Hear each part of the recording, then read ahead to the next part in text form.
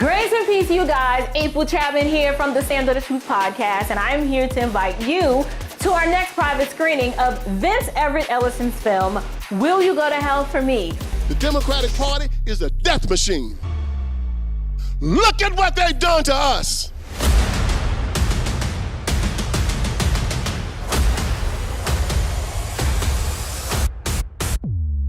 We're going to be in the Raleigh-Durham area at the Paragon Theaters in Cary, North Carolina, October 15th, beginning at 6 o'clock p.m. for a meet and greet. 7:15 p.m. is the show time, and we're going to have a Q&A session after the film with special guest Bishop Patrick Wooden from the Upper Room Church of God in Christ. Powerful, dynamic. This was amazing. This was such an eye-opening experience. This documentary is awesome. I hope that it spreads like wildfire. This is something you won't want to miss. You guys, I got to see you there. Tickets are selling out fast. Run on over to the standardoftruthpodcast.com. Grab your tickets today. Hope to see you there.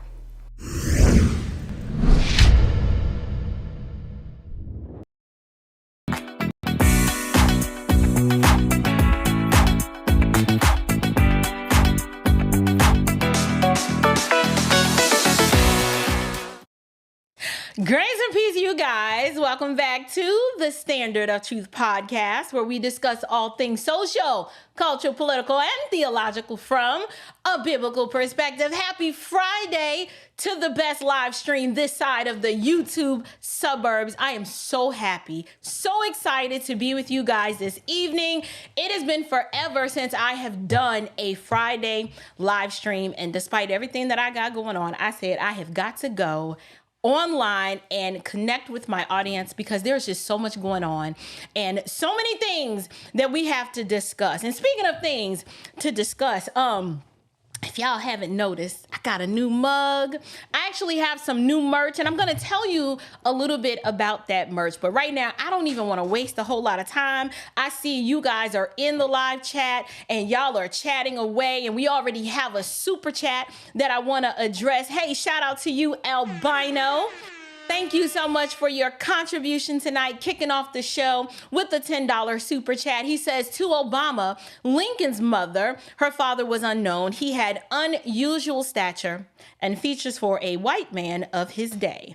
Did Lincoln command a whole war and give his life to free his people?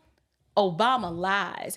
Thank you so much, Albino, for your support this evening. We're going to be talking a lot about Obama tonight. We're going to be talking about the Melanin Messiah. That is the nickname that I have coined for former President Barack Obama, because we are several weeks away from this election where we are going to have the president-elect decided. So we've got in one corner, we've got former President Donald Trump, and then we have in the other corner, we have Vice President Kamala Harris. And y'all, at this point, I don't know if it's Kamala or Kamala, and I don't know, but y'all know who I am talking about. But these two are going to be squaring off, and the nation will be making a decision regarding who is going to be the next commander-in-chief. And now, so if you're watching this live stream, I have never appeared to be neutral, okay? There's no neutrality over here on the Standard of Truth podcast. You kind of already know where I'm gonna land, who I am supporting. This is a logical decision for me, and I kind of have just put it out there from the beginning. You can comb through my Facebook timeline. You can comb through all of my older content. It has never been a secret that I have been a American First patriot. And so therefore, I am supporting the American First candidate. But we need to discuss recently former President Barack Obama. You know, things are down bad when they got to pull out the heavy hitter, when they got to go and bring out Barack and put him on the campaign trail.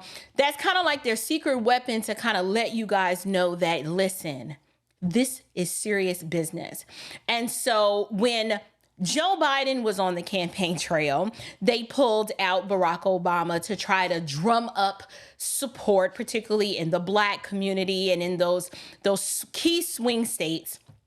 And as you could see, it really didn't help right? The American people, believe it or not, even though many of them are asleep, the American people had an epiphany. They were like, listen, we love you, Barack, you smooth and you got swag and all of that, but this man is a corpse, right? He is a dead man walking. There's nothing that you can say to us to convince us as to why we need to support him. So the Democrats do a switcheroo, right? They pull out Joe, they bench him. His legacy will be forever tarnished as the geriatric engine that couldn't. And now they have Kamala Harris. And, you know, there was this excitement surrounding her. They threw her in there. And to me, in my opinion, she's just a figurehead. She's just a puppet. But the Democrats figured if we don't, we have to use someone that will at least at minimum, even if we lose this election, that this individual will at least help us secure the black vote, because the last thing we cannot afford is losing the black vote. So they chose their DEI pick. They chose Kamala Harris, threw her in the ring because she's a female and she's like pseudo black, or so that's the narrative that they're trying to sell to us. And she was the media darling, right? In those very early days of her campaign. And many of us, you know, free thinking Negroes and conservative independents and urban non-voters were sitting back and saying, yeah, we ain't gonna be able to do it. We were like, yeah, you can romance us and finesse us all day long, but it's still going to be a no for us. And so therefore, they're pulling out all of the stops. They figured, well, we could, you know, give her a running mate that's not, you know, too masculine, but kind of reminds you of like America's favorite dad. And they threw him and thrust him into the spotlight. And we still were like, no, it's going to be a no. Tampon Tim didn't do it for us either. And now they are desperate. The Democrats are desperate. And so now what they're doing is they are recognizing that there's a huge swath of Black Americans, particularly Black males, that they are unable to sell to them the mystique of Kamala Harris. And so therefore, they have pulled out Barack Obama. And something interesting has happened. I'm going to do a live reaction to a recent campaign stop that, that Barack Obama recently made some remarks that were quite disturbing to me. And so I don't want to take too much time running my mouth. I just want to get straight into that content, and we're going to react to it live. I've not listened to the entire segment. I have pulled it from I think it's ABC or an ABC affiliate. So we're going to watch this together, you guys, and I'm going to be reacting to it in real time, and you're going to get my live, just off the cuff. I have no notes tonight. No notes. This is just me listening to the Melanin Messiah lament and shame Black men who look like me, and try to convince them that the reasons why they're not supporting her are not legitimate. So without further ado, let's go ahead and get into this content. Go ahead and just speak some truths, if you don't mind. Yes. Because my understanding, based on reports I'm getting from campaigns and communities, is that we have not yet seen the same kinds of energy and turnout in all quarters of our neighborhoods and communities as we saw when I was running. Now, I also want to say that seems to be more pronounced with the brothers. So if you don't mind, just for a second, I'm going to speak to y'all directly. So let me just stop it right there. What I want to do is, when I analyze this, I really do want to do a deep dive, because the fact that they've pulled Barack Obama out, it is very, very telling. And so on the outset, one thing that I've noticed here is Obama Obama is the king of the finesse. So many of us were finessed in 2008 and 2012.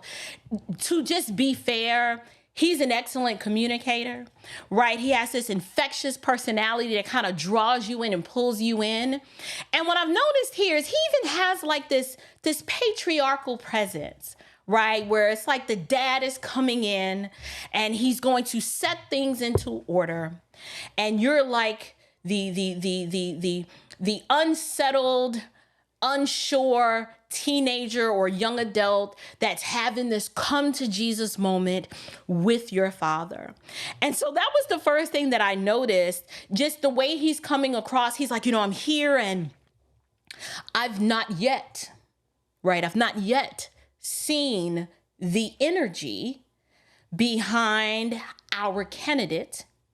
And particularly, he says, I've noticed that I haven't seen that from one particular demographic, and it's the brothers. Notice how he doesn't say, black men. He's using a familiar term, a colloquialism that kind of levels the playing field to let you guys know that this is an in-house discussion, right? I want to talk to the brothers. And so I found that interesting because I have long said, if you've watched any of my content during this entire election season, that the Democrats believe that the black community are their electoral serfs, right? They don't view black Americans as these individuals that come with distinct worldviews that might vary depending on where you grew up and how you were raised. Us, black folks, we're a collective, right? They assume that all of us subscribe to this subculture, which is what I would call African Americanism, where we all think the same. We all are supposed to stay on code. And because it's all about the collective and not your individual pursuits or your individual worldviews or the things that make you you, they assume we all think the same way. And so what I'm noticing about his appeal, he's very calm, he's very measured, but he is trying to come across as patriarchal because Barack knows that Black men historically over the past 60 years, due to Democrat oppression and subjugation and bullying tactics and a concerted effort to decimate our families where, truth be told, due to the Great Society programs, the Black man is not in the home. He knows that the vast majority of Black men today do not have any sort of connection to biblical headship or male patriarchy or leadership or structure and order. So he knows that when he speaks, most young men, the ones who have drank the Kool-Aid, the ones it's a segment of us. We've been woken up and we see the finesse. So this is going right over our heads. Like it's going like this and we just sitting here, we're nodding, but he sounds like the teacher on Charlie Brown, like the want lady.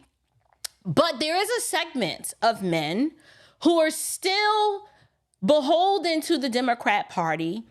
And though that segment of men that I am actually trying to reach, he knows that if he can appeal to them with a fatherly, patriarchal appeal, that what his words, the words that he's saying right here might actually work, or at least he's hoping that it does. So those were just the first little things that I observed. I observed his demeanor. I observed the tone of his voice. It's not real accusatory, but it is very matter of fact. Like, listen here, young buck, we need to have a conversation because the word out on the street is some of y'all are not supporting her. And so I want to talk to you about it, right? So here, the scolding is coming, but notice how he kind of starts off. But let's go ahead and continue. And say that when you have a choice that is this clear, when on the one hand you have somebody who grew up like you, knows you, went to college with you, understands the struggles pain and joy. Hold on there, pimpin'. We got to stop for a minute. I know y'all are like, let it play, right? I really can't, y'all. I really had to stop it right there because Barack says, you know, I don't understand why this is a struggle because the choice should be clear. And then what he does is he makes a few assumptions, right? He's like, you know, you have someone who grew up like you. And I'm like, who we talk about? Because Kamala did not grow up like us. Remember the shared narrative that they've been trying to sell to us this entire time, that she's middle class. You notice how she was kind of always trying to reiterate that. We've now discovered that that's not true. All right. We've discovered that Kamala comes from means, and there's nothing wrong with that. Like, I don't shame anybody. If you come from means and your family has worked hard to accumulate wealth and then to pass that wealth on generationally, there is nothing wrong with that. But here, let's not play games. Like, Kamala hasn't tried to literally reimagine, right, her entire lineage. If you have any access to her book, Candace Owens has done an amazing job of shutting down, or should I say clarifying, the fact that we don't even know if the grandma that she was trying to sell to us as her grandma is really, like, Grandma Beryl is not really Grandma Beryl, and the lady that is pictured and sold to us as her grandma, the actual grandmother died before Kamala was born. So everybody's been trying to figure out, well, who is this lady that you've just manufactured and reimagined as your grandma? It's little things like that. So when he says, you know, it's clear she grew up like you, we're like, lies. You was a lie, Barack Obama. You know she did. You didn't grow up like us, and neither did she, right? All of them, both of them together, have a narrative that was sold to us, and they're expecting and assuming that we're too stupid to figure it out, as if all of us are just in this drunken stupor. Now, a lot of us are. Let's be clear. A lot of us are in a drunken stupor, and we're blinded by the melanin. So there have been a lot of people who've simply ignored the evidence that has come out. Notice the Harris campaign has yet to answer so many of these questions regarding who Kamala Harris actually is. They figured if they just tell us that our daddy's Jamaican, that we'll assume that that means an African who was, you know, brought over to the island of Jamaica. Listen, enough content has been done where we don't have to re-adjudicate that matter. That is not the case. Now, to be fair, he is pulling on your heartstrings to be like, she went to an HBCU, right? She knows the struggle of registration and the financial, you know, the financial aid problems of going to an HBCU. If you went to an HBCU, you know exactly what I'm talking about. It's just something about the character building exercise of just trying to register for classes and get financial aid at an HBCU that builds character like no other. I'm talking stress, and you're sweating because, I don't know about y'all, if you went to a PWI, you can't identify with this. But if you went to an HBCU, you already know you got to gird up your loins and be prayed up when it's time to register for classes, because there's something about HBCUs I don't know. Right? A lot of us who attended HBCUs, we wear it as a badge of honor that the process is unorganized. They lose stuff. They mess up your grades. You can't never get a transcript. Your financial aid don't go through like it's supposed to. I mean, you are fasting and praying, just hoping that your balance is what it needs to be. Like, there's all these variables that you experience going to a HBCU that you don't get at a PWI. PWI, you show up with your books and you're just like, hey, just want to register, and they're just like, oh, great, here are your classes. Now that HBCU is different. So notice how he's pulling in on this shared narrative and this experience that because she attended there, that she's just like you. Now, the truth be told is she's nothing like most Black Americans, but it's the fact that he's trying to sell us as if she is. And here is my issue. you don't have to lie to us. If you come from a privileged background, you should be proud of that. That's what it's all about to be an American. But if you want to sell us that you were this oppressed victim and that you was the baby in the stroller during the Civil Rights March and you was like freedom, like you ain't get to do all that. Let's be like, listen, my parents went through what they went through so that the next generation, I was afforded opportunities that I could have only dreamed of. And that's the goal of being an American. It's a ladder. We don't want everybody to keep starting from the bottom. So if you didn't start at the bottom, don't try to convince us that you did. We will respect you a whole lot more if you're just honest.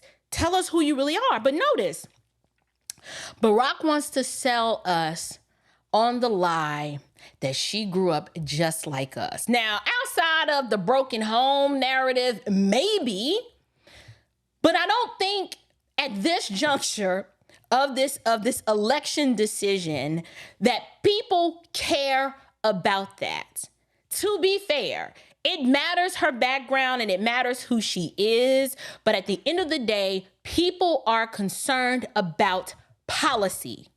And that is not something that we've gotten from Kamala Harris. We've got hope. And instead of hope and change, we've gotten hope and pennies, right? Because she ain't really telling us much. We've gotten, flip-flops. We don't get anything of substance. What we get is a really anemic, deficient word salad of nothingness. That's what we get with Kamala Harris. And it gets worse the closer we get to the election. So they're bringing out the big guns. They're bringing out Barack Obama so he can set these black Negroes straight and get us on track. Because remember, like I said, the black community, we're electoral serfs. Do y'all know what a serf is?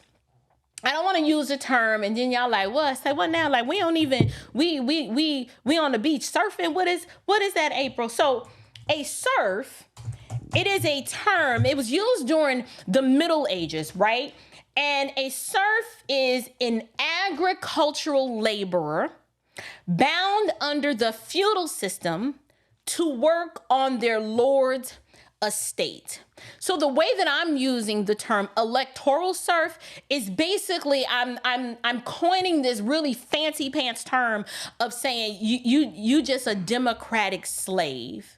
Right? The Democrats believe that they own the black community as a collective and that they own your vote. They don't ever have to do anything for your vote. They don't have to compete for your vote. It is theirs. It belongs to them. And so therefore, they treat you that way. They speak to you that way. They insult you that way. Joe Biden did it, said, if you can't figure out if whether you're for me or Trump, you ain't black. That's that electoral serfdom. That's that Jerome Crow language and verbiage that is reminiscent of their Democratic predecessors, where they shame you, bully you, do all kinds of, instead of actual lynching, they do social lynching now. Like this is literally a form of social lynching, or you remember like on the slave plantation when you had a slave that tried to run away? And now they got to make an example out of that slave. And so what they want to do is they're going to bring him out into the field and tie your arms up over your head. And then they're going to start whipping you, but they're going to do it so that all can see. That's what Barack Obama is doing here. This is a form of social lynching, hoping that the shame and the guilt and the remorse of They want to sell it to you as if you are betraying your people by not supporting this black woman. And they're hoping that they can shame you enough to where you turn off your brain and be like, well, wait a minute. First of all, she ain't a black woman. 2, nothing this woman has presented is favorable to me and mine. So you want me to literally vote for someone who has demonstrated through her policies that Black Americans definitely are not first. Forget about Americans, but Black Americans are not first on her priority list. Americans are not first on her priority list. In terms of law and order and a secure border, that's not a priority on her list. The economy, she has no clue right? How to run, build, grow, or sustain a booming economy. She's presented no new ideas outside of a socialistic, communistic economic plan where we just gonna give you free stuff. All she wants to do is create permanent electoral serfs that are beholden to government dependence, so that all you do is continue to appeal to them for your every waking need. She's not pro small business, right? The woman has never run. She's barely running her own campaign well, let alone run a business. And if she's going to run this country like she runs her campaign, we need to be very afraid. But let's let Barack, he ain't even gotten to like the meat and potatoes of what he wants to say. This verbal lashing he's about to give black men, we're going to talk about it because it is so insulting. And my whole purpose of this live stream tonight is to appeal to the black men who look like me, those purposeful patriarchs who you saved us, particularly in Georgia, from Stacey Abrams. And I am appealing to you saying, I believe in you and I understand the logic and the reasoning that you are coming to this conversation with. You have put emotion aside and you are making a very methodical, logical decision. And I want to celebrate you tonight. I want to celebrate you and let you know that we see you, we love you, we have your back, we support you, and you don't have to take no kind of social lynching, tongue lashing, right, from the Melanin Messiah sodomite trying to present as if he's some patriarchal figure that's all wise and all knowing. No, you ain't got to listen to him. Why? Because he already demonstrated who his priority was, and it wasn't the black community. Remember, he's the Rainbow Coalition. He prioritized their needs and what was important to them, but he didn't demonstrate any sort of care and concern for black men, whether it came to fathers' rights or the family court system or reforming, doing any sort of criminal justice reform. We didn't get any of that from Barack Obama. Instead, we got more victimhood. We got, the black man is just can't catch a break. Now, he caught a break. He figured it out, but you can't catch a break. But anyway, let's let the Melanin Messiah continue. That comes from those experiences. Who's had to work harder and do more and overcome.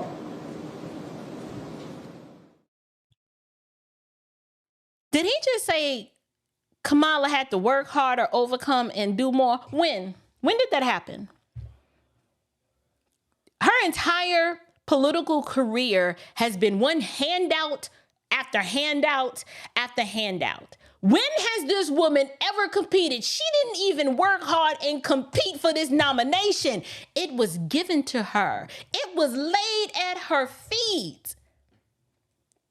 Outside of her finessing Willie Brown, we have no history. There's no historical record of her actually competing and earning anything. She has worked her way up. She didn't even compete for Doug. Like, she with Doug because Doug got money and he had political connections and power and influence. That's why she's with him.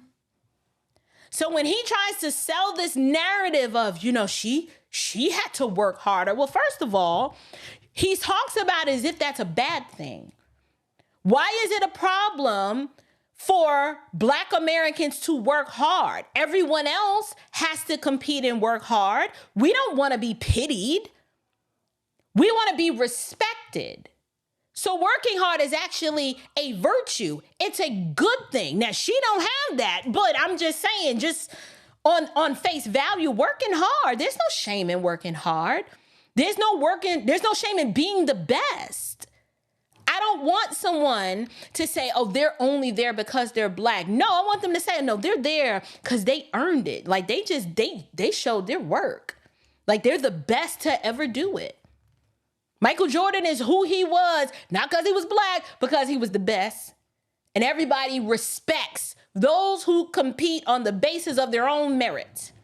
But we pity the one that just gets there just because they hit some sort of intersectionality box. So he tries to tell you, no, she knows what it's like to work hard. No, she don't. Lies. No, she don't. She knows what it's like to compete. When nobody voted for this. He's lying to you. Just like Albino said, he's lying. He is pulling on your heartstrings. The little baby violin is out. Nobody's buying this, Barack, but we're going to let him continue. And achieves the second highest office in the land, and is putting forward concrete proposals to directly address the... He's still lying. Wait a minute. Y'all, he said she achieved the highest office in the land. How does someone who didn't even make it to the Iowa caucus when they threw their hat in the ring in the 2020 presidential election, how do you go from that? How do you go from being at the bottom to achieving at the second highest office of the land? Wrong. She was selected because Joe Biden and the Democrats knew that in order to keep black folks as their electoral serfs, they needed to appeal to the symbolism of her being a female and her being fake black. And they thought that they was going to sell us on the symbolism of her being a female and fake black, and that's why they chose her. But now that she actually has to campaign and we actually have to experience her and listen to her, we're like, oh my gosh, this woman is dumb as a box of rocks. She cannot defend her positions on the fly. If she doesn't have a teleprompter, the girl starts tweaking and just she starts spazzing out because she doesn't have an independent thought. She's not quick on her feet. She is literally she's a manufactured caricature of what they just want to elevate. I can't even call her a puppet, because if she's a puppet, whoever is pulling the puppet strings is doing a horrible job. If she's a puppet, y'all really need to be afraid, because the puppet master behind her, whatever they're telling her to say or coaching her to say, makes no sense. If I hear one more round of Imagine and Americans having hopes and dreams and aspirations, we're like, ma'am. And then Barack goes, she's presented concrete policies. And we're like, where? Which ones? Why is it you're claiming she's presented concrete policies, yet for 3 years, as borders are, we had a wide open border with record-breaking border crossings of illegals of unknown and known origin into this country, flooding our cities. And you want us to believe that she's competent? Is that the story you sticking with? Because from our vantage point, when you talk to people in Chicago, they are not pleased with how the Democrats have treated them. But yet he makes this campaign stop to shame black men into this verbal tongue lashing, that there's something wrong with how they are looking at this situation. And so they bring him in to kind of fix things and to set them straight. Like they're children. No other demographic in this country is treated that way. But they thought this was acceptable for a black man. I have never seen a white man go to other white people and say, you really need to be ashamed of yourself. We are expecting you to vote this way. And because you're not, now I got to come in here and set you straight. If I'm not a black man, I'm a black woman. But as an American, I'm insulted that he thought that this was okay. And I think it's because for so long, Democrats are used to treating their constituents this way, as if they own them. And so these elites lack so much self-awareness that they believe that they can talk to other grown adults and demand that you rise to the occasion and do what they want you to do. Not make an appeal, not an appeal based on these are the issues and these are how these issues are going to affect you. But no, you black and you a man. And right now you ain't doing what we need you to do. So that's why I'm here. It's an insult. It is a very juvenile infantilization. Like, I'm like, who does this Negro think he is? But you know what? He's been emboldened to be this way. One, because he was elevated as the Melanin Messiah. And people, they idolized Obama without realizing that that was probably the biggest finesse in political history. How this man comes from obscurity, out of nowhere, rises the ranks of the political ladder, and leaves office a multi-millionaire. Now he wants to come and lecture you about the fact that the polls say that Kamala's not doing well. So what we gonna do about this, black man? And I guess the response is supposed to be, yes, boss. Like, I know, boss. I was trying to reason my way through this, and I'm just struggling a little bit. And it's like, he don't care why you don't want to vote for her. Instead of them saying, you know what? Kamala's just a bad candidate, and we should have done better and came with better ideas. Instead, they want to gaslight you and say, this is your fault. It is your fault. They can't engage in a meaningful way with the fact that no one is buying what she's selling. We don't want it. And I'm going to get into why black men really don't want this in a minute, but we're going to let Barack cook a little bit more. He's going to dig himself into a deeper hole, I am sure. Things that are vital in our neighborhoods and our communities, from housing to making sure that our mothers and our fathers and our grandparents can afford medicine, and making sure that we are dealing with prices that are too high and rents that are too high, and are committed to making sure that we maintain the Affordable Care Act, so everybody's got health care, and cares about things like education and entrepreneurship in our neighborhoods. And that's on one side. And on the other side, you have someone who has consistently shown disregard, not just for the communities, but for you as a person. Prove it, Barack. Since you went there, he's turning the attention onto Trump after he's just gave some random things, vague things that he claims Kamala wants to address, such as medicine and prices and education, and she's never demonstrated any sort of concern for education, because the teachers unions they don't. He goes, you'd rather pick the candidate who has shown a complete disregard for you? I'm like, wait a minute, hold on now. I can recall the First Step and the Second Step Act, which was one of the main things that Donald Trump did to right Democrat wrongs, right?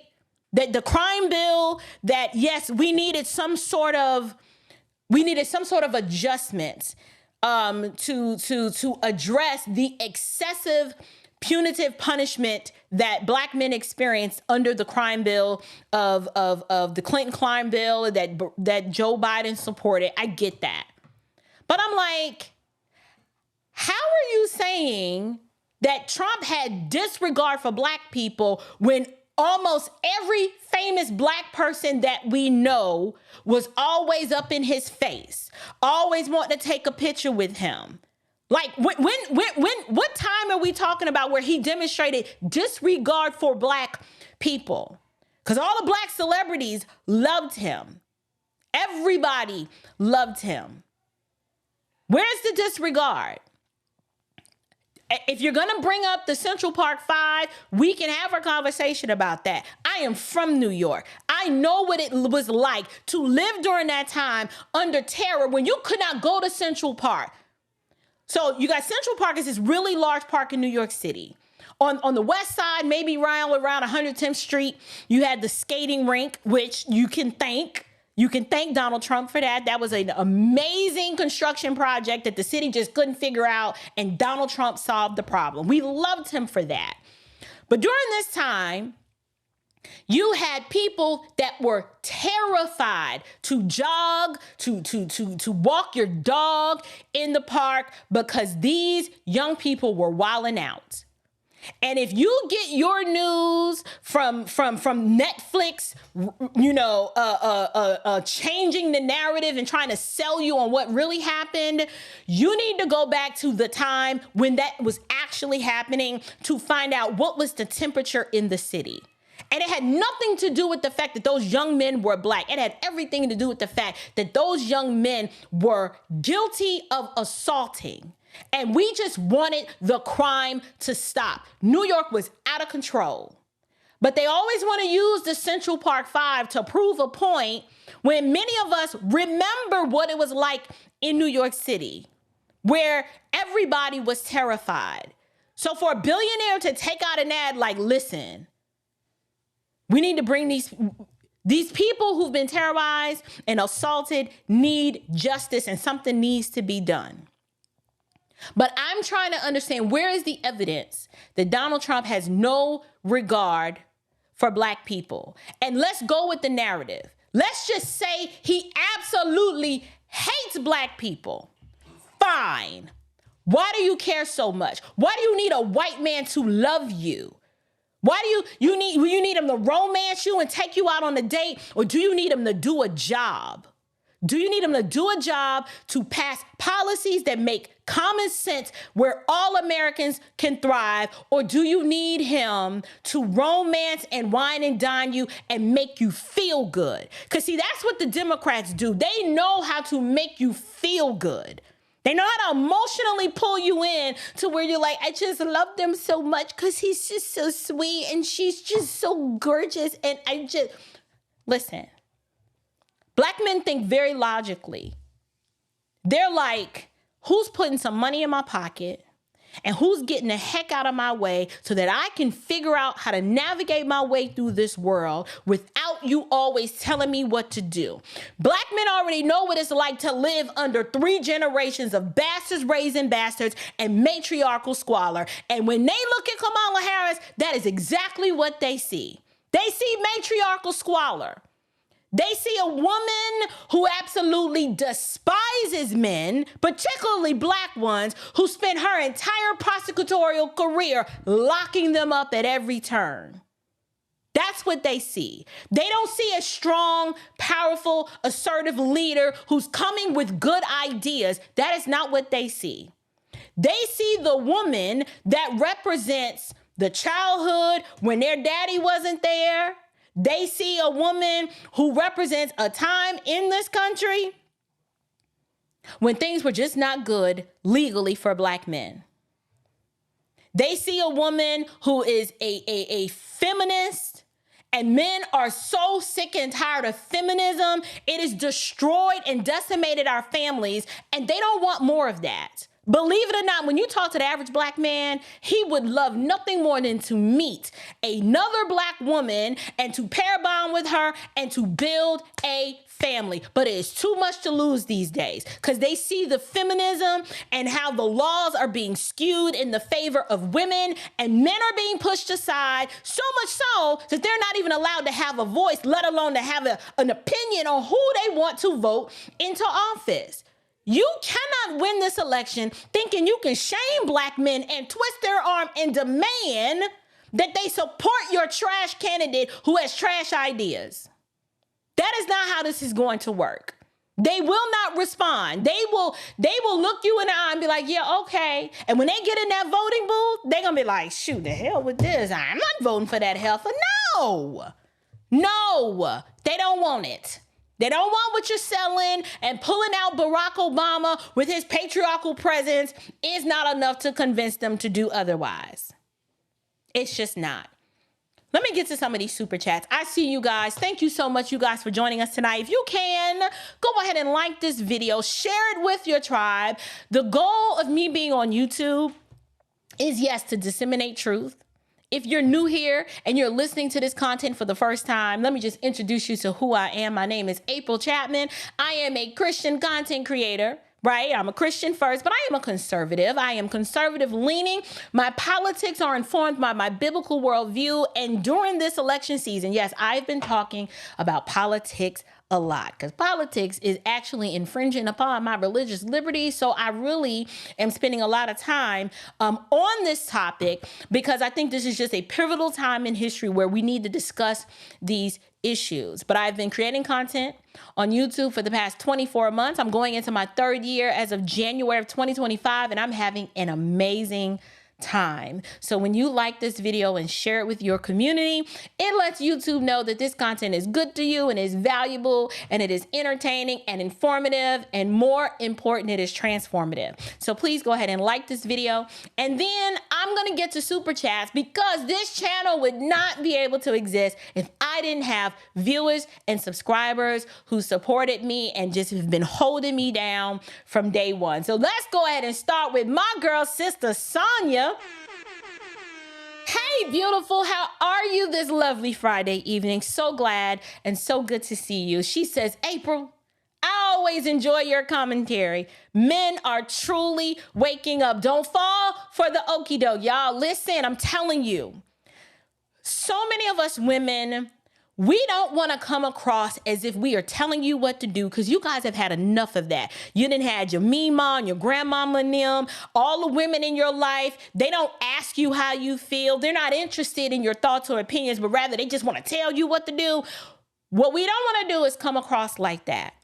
What I want to do is I want to celebrate the men who are actually saying, you know what? I have taken time to just take a step back and analyze all of this. And this is, I don't want this, right? And I want to create a space where you feel that it is okay to voice your opinion, regardless of what it is, but stand in your masculinity and in your full authenticity and say it with your chest. I ain't voting for that alpha. No, not voting. Nope, not gonna do it. If that is you, it is okay. You should not have to be subjected to this social lynching and the shame and the guilt to just be on board with the candidate because she's black, kind of, sort of, but not really. So I echo that sentiment, Sister Sonia. Thank you. I'm so glad that you enjoyed the commentary. And yes, men are waking up. They are reclaiming their voice, and I am here for all of it. I just want to pat y'all on the back because we need more men. I think our communities will start changing course when men realize that they don't have nothing to lose. They don't have nothing to lose. They're the ones that are gonna, when I say save, not in a salvific sense, but the American family, it's going to require white men and black men, and particularly those who are Christian, to just be brave and to say, no, we are fighting against this because this is our country and we're taking it back. We don't want to live under communism. We don't need government handouts. We don't need the government to take care of us. What we need is for y'all to get the heck up out our way and you do what we say, not the other way around. We don't want to be electoral serfs anymore. So thank you, Sister Sonia, for that. I appreciate it. Hey, Derek. What's going on, Big Pimpin'? I ain't seen you in a minute. He says, well, Willie did make her do some hard jobs. Derek, you know that was funny, right? You know that was funny. He did. I'm sure it was very difficult, you know. See, I was about to say something inappropriate. Let me reel that in. I get the joke. It was funny. I'll allow it. Yes, you know, it's real hard, you know. Derek, I ain't fooling with you today. I am not fooling with you today. Derek also says, we don't know what jobs she was doing to get...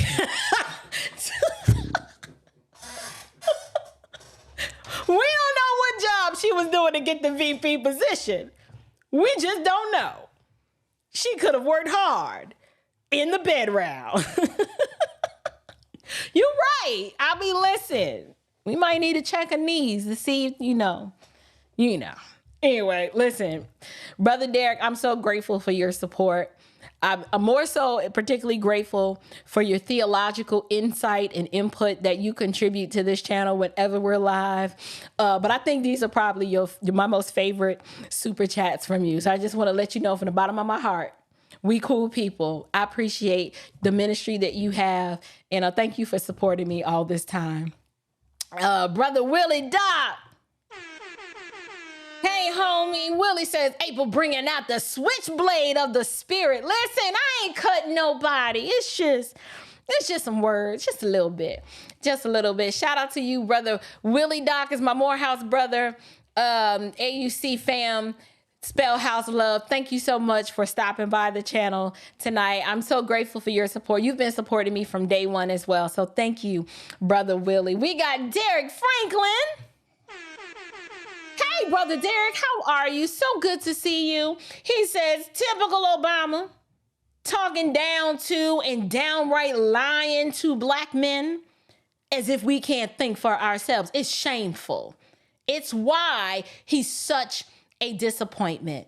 I don't know why the Democrats haven't figured out yet that this is a digital age and that we remember 2008. We remember 2012. I mean, we can remember.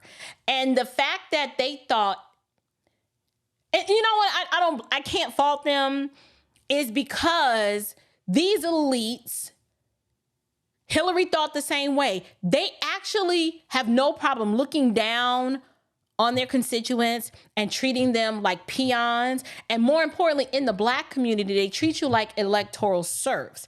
So this is easy. And the sad part about it is, I thought about it, I said, to just be painfully obvious, black people are so used to this that they're numb. Instead of them saying, oh, hell to the no, I don't know who he thought he was talking to, but the buck stops here. We're not going to allow you to talk to us like that anymore. We're used to it because every election cycle, we continue to vote for these people, right? We actually saw the Afrostocracy gatekeepers on a Zoom call when Joe Biden ran the last time. It was Al Sharpton and so many of them. We watched those weaklings, those jellyback soy boy punks. We watched them sit there and let Joe Biden lecture them as if he was the taskmaster on the plantation. And they just sat there and took it. They didn't defend themselves. They didn't fight back. They didn't check that man and put him in his place. No, they just took it. They just they said nothing. We watched Charlemagne the God, or not the God, publicly be embarrassed. And then he tried to make excuses like, hey, it didn't bother me at all. They're used to it. They've already sold their soul. They've already bent over. They've grabbed their ankles enough. They are willing to do this and be embarrassed and emasculated because this is just how it is. So when it comes down to situations like this, Barack Obama thought he had every right to come in there and have that come to Jesus meeting with those people because he's like, y'all dumb niggas, Negroes, y'all don't know. Y'all don't know no better. Why aren't you doing what we want you to do? Why aren't you jumping when we say how high? Huh? That's how they treat you. But thank you, Brother Derek. You are so right. Rechurched. Hi, I don't think we've met before, but it looks like you are a member of the channel. So thank you so much for joining us tonight. Rechurch says, imagine a white person trying to compel white men to vote for the white candidate based on white skin. The left would melt. I'm telling you, black supremacy is a thing and it gets a pass. If J.D. Vance had did this or let me think, Trump is an anomaly. So I'm trying to think of a Republican candidate that if they did what Barack Obama is doing right now, if it would be okay, it wouldn't. So the question we need to ask, why is this double standard okay? Why is it okay for a former black president to come in and speak to black people and basically tell them, why you ain't voting for the sister, brothers? What if a white candidate did this and went to white men and was just like, I don't know what's wrong with y'all. I don't understand. You white. You supposed to vote for white folks. This never happens. But it's okay when we do it. And people just sit back like it's not insulting.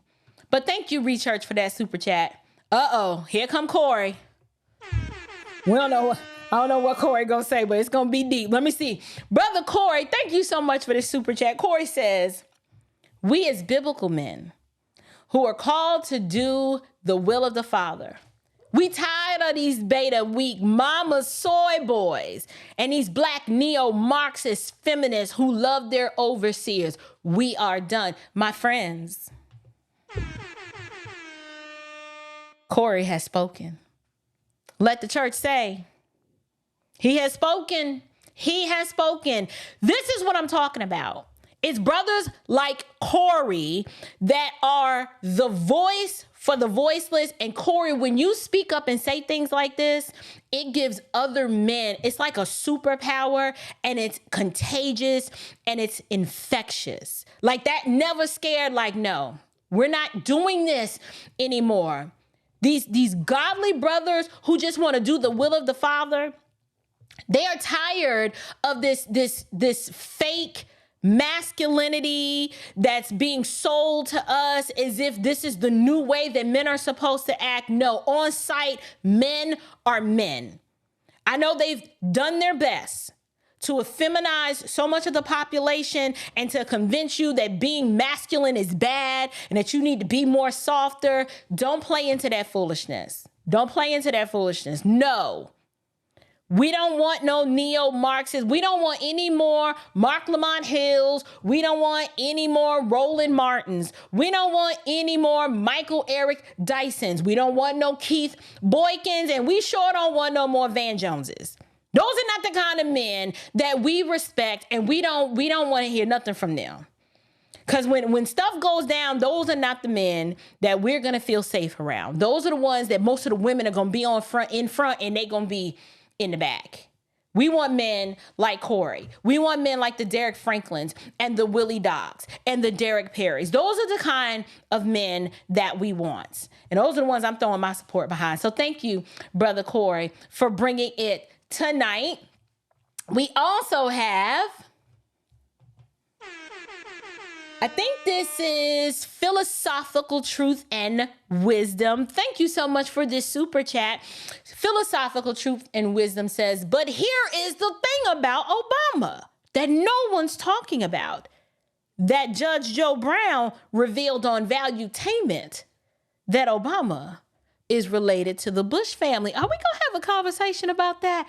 You know what? I actually remember when that information came out, actually during Bush's administration. It kind of came out in passing and then it kind of went under the radar again. And it's interesting that Judge Joe Brown brought that up. But I did not realize that Judge Joe Brown said that on Valuetainment, which is the PBD podcast, Patrick Bet-David's podcast. I'm going to go back and watch that, Philosophical Truth and Wisdom. Thank you for bringing that up. I might want to take a look at that, because when Judge Joe Brown speaks, my ears perk up because he drops all kinds of receipts. And he is the one that cracked the code on the Congressional Black Caucus and why so many of them are members of the Equality Caucus, which is the what do you call it? The rainbow cult. If you know what I'm saying, I'm speaking in veiled language because of the algorithm. When he made that connection, I was done. Like, I'm still doing research on that. I've looked into the Equality Caucus and some of the policies and the legislation they've put forth. And it's amazing to see that most of the members of the Congressional Black Caucus are also members of the Equality Caucus. I told y'all this LGBT stuff was the Trojan horse. They are trying to hitch their wagon to civil rights and the black struggle, and they want to equate them as one and the same so that you can't, if you disavow one, you're going to have to disavow the other. And that's where black folks are going to be caught in a tizzy and in a pickle to try to figure out, well, what you going to choose? Are you going to choose your blackness or you going to choose the homosexuality? Which one is it? Because they come together. You can't pick one without the other. That's why identity politics is so horrible. But thank you, Philosophical Truth and Wisdom. Brother Bob Paul, Hey, keep bringing it in the name of the Lord, April. Fearless. Thank you. To God be the glory. By God's grace, I will continue to do that. Y'all, I've been burning the candle at both ends, and I'm really trying to work hard to constantly bring you guys new content. But there's so many things going on behind the scenes, and then my attention is being pulled in so many other directions that I would just really appreciate and covet your prayers, my strength, and all of that. I'm trying to eat right. You know, I lost a little few pounds. I'm working out now. Isn't that exciting, you guys? There's so many wonderful things that are actually happening. But I want to keep going, and I want to make sure that this content gets out to more people. So thank you so much for that super chat, Brother Bob. We also got Brother Derek. He back. Derek said, Democrats are like Pookie. He can talk sweet nothings in your ear and will leave you knocked up without any child support. Listen, everybody knows a Pookie in them. Like, he just get in your ear, and next thing you know Pookie living with his mama.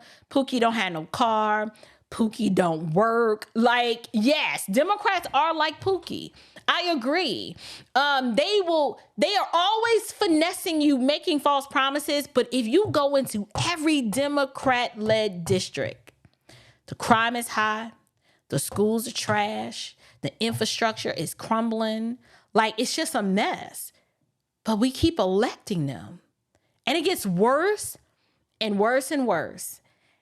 And they just come back making more false promises, and we just rah and celebrate them.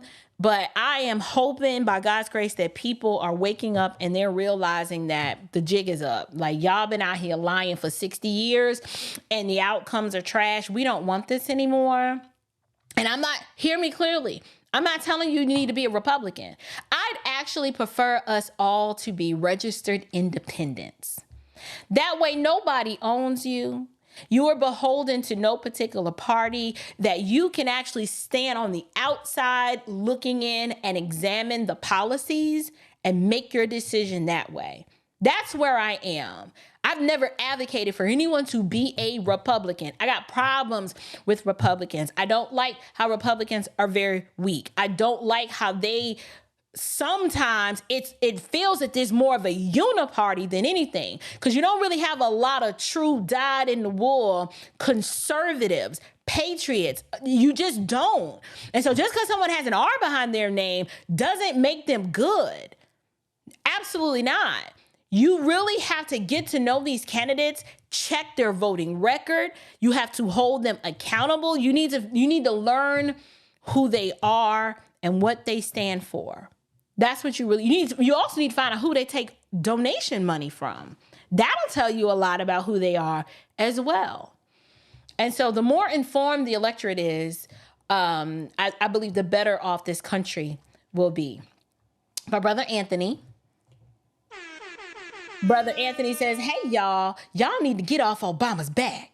He's new at being black. You know, when you think you have an idea, but it doesn't come out right. Diddy ain't available, so he has to wing it on the Black heritage side. That's a good one, Brother Anthony. He is kind of new at being black. Listen, I'm telling you, Barack Obama knows the finesse, right?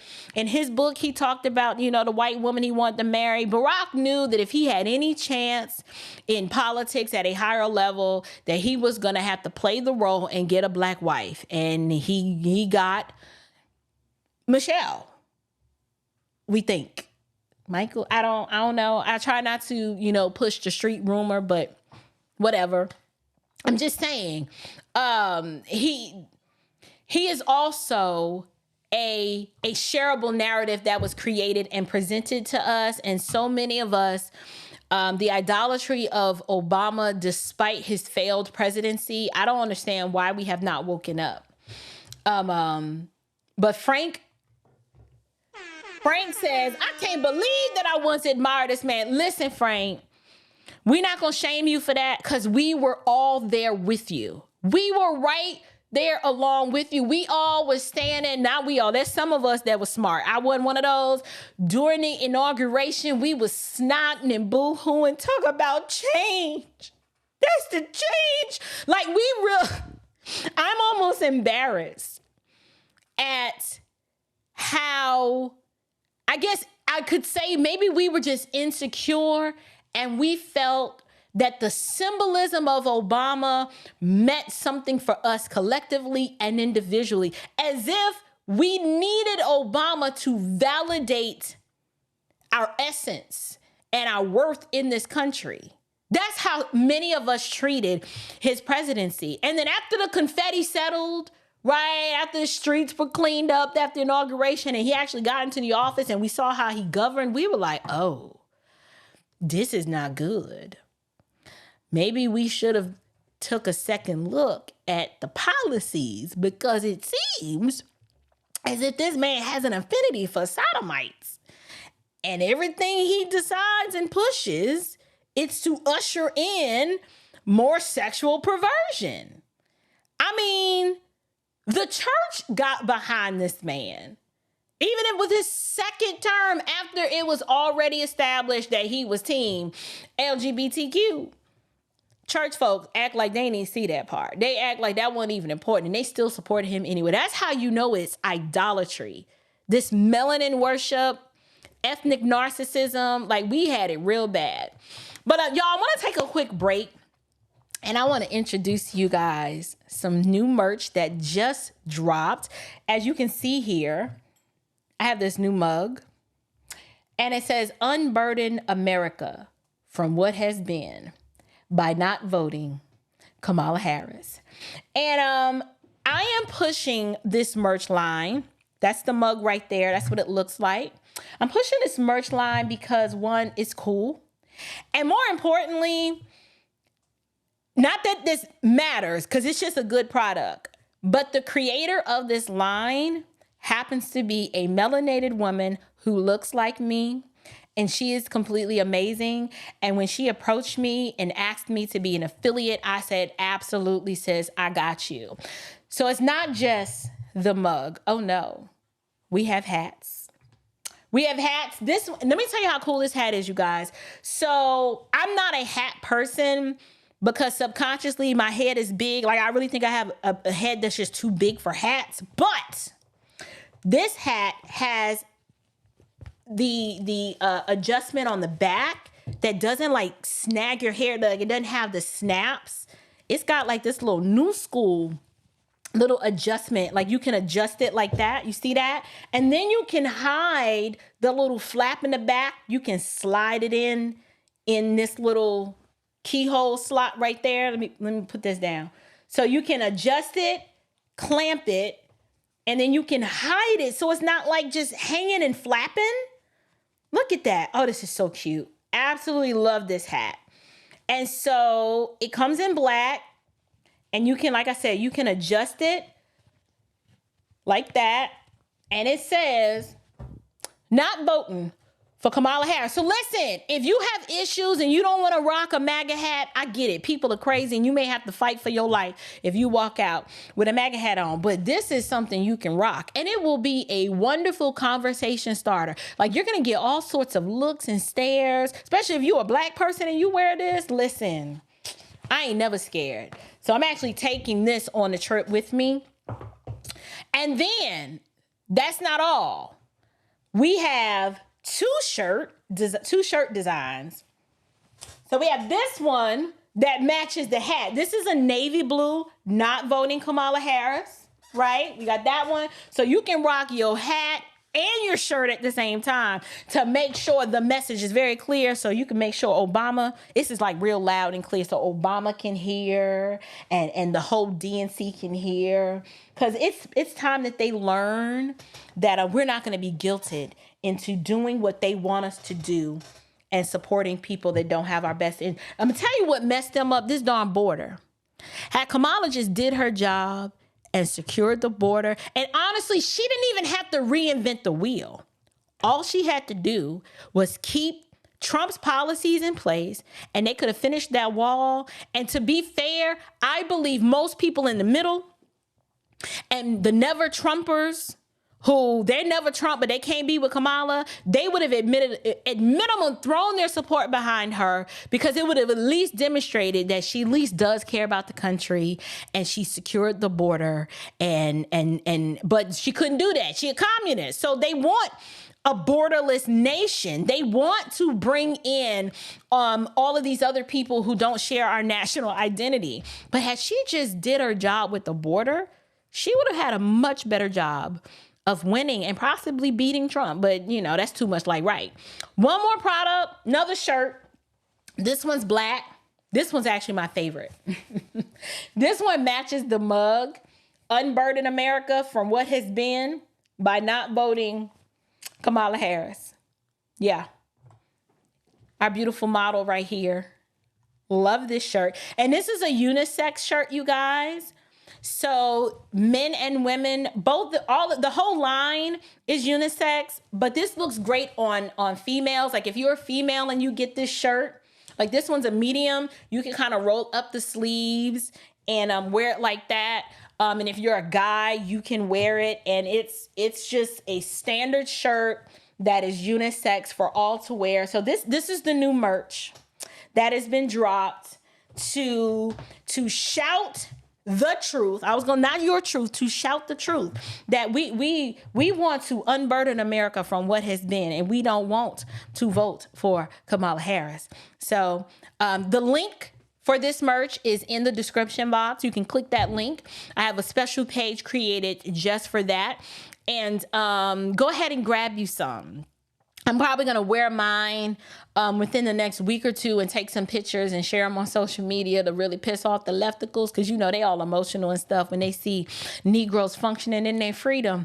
Yeah, so that's what I'm going to do it. I'm going to do it to provoke them. They'll be all right. But you know what? It's time for us to do that. It's time for us to stop living in the shadows and being worried about what people think. We need to be concerned about what God thinks of us. Like, we need to be concerned about pleasing him and making sure that he's like, you know what? I'm pleased with you, because that's all that matters. But the moment you release the need to please invisible people or people who don't matter, the more peaceful your life will be. So I just want to take a quick commercial break to share with you guys about the new merch. Go ahead and click the link down in the description box below. You can grab that. And we're going to go ahead and continue with this live reaction to the tongue lashing that Barack Obama tried to give black men in an effort to move the needle more toward Kamala's favor, but I think it's actually backfiring and doing the opposite. So let's continue. And you're thinking about sitting out?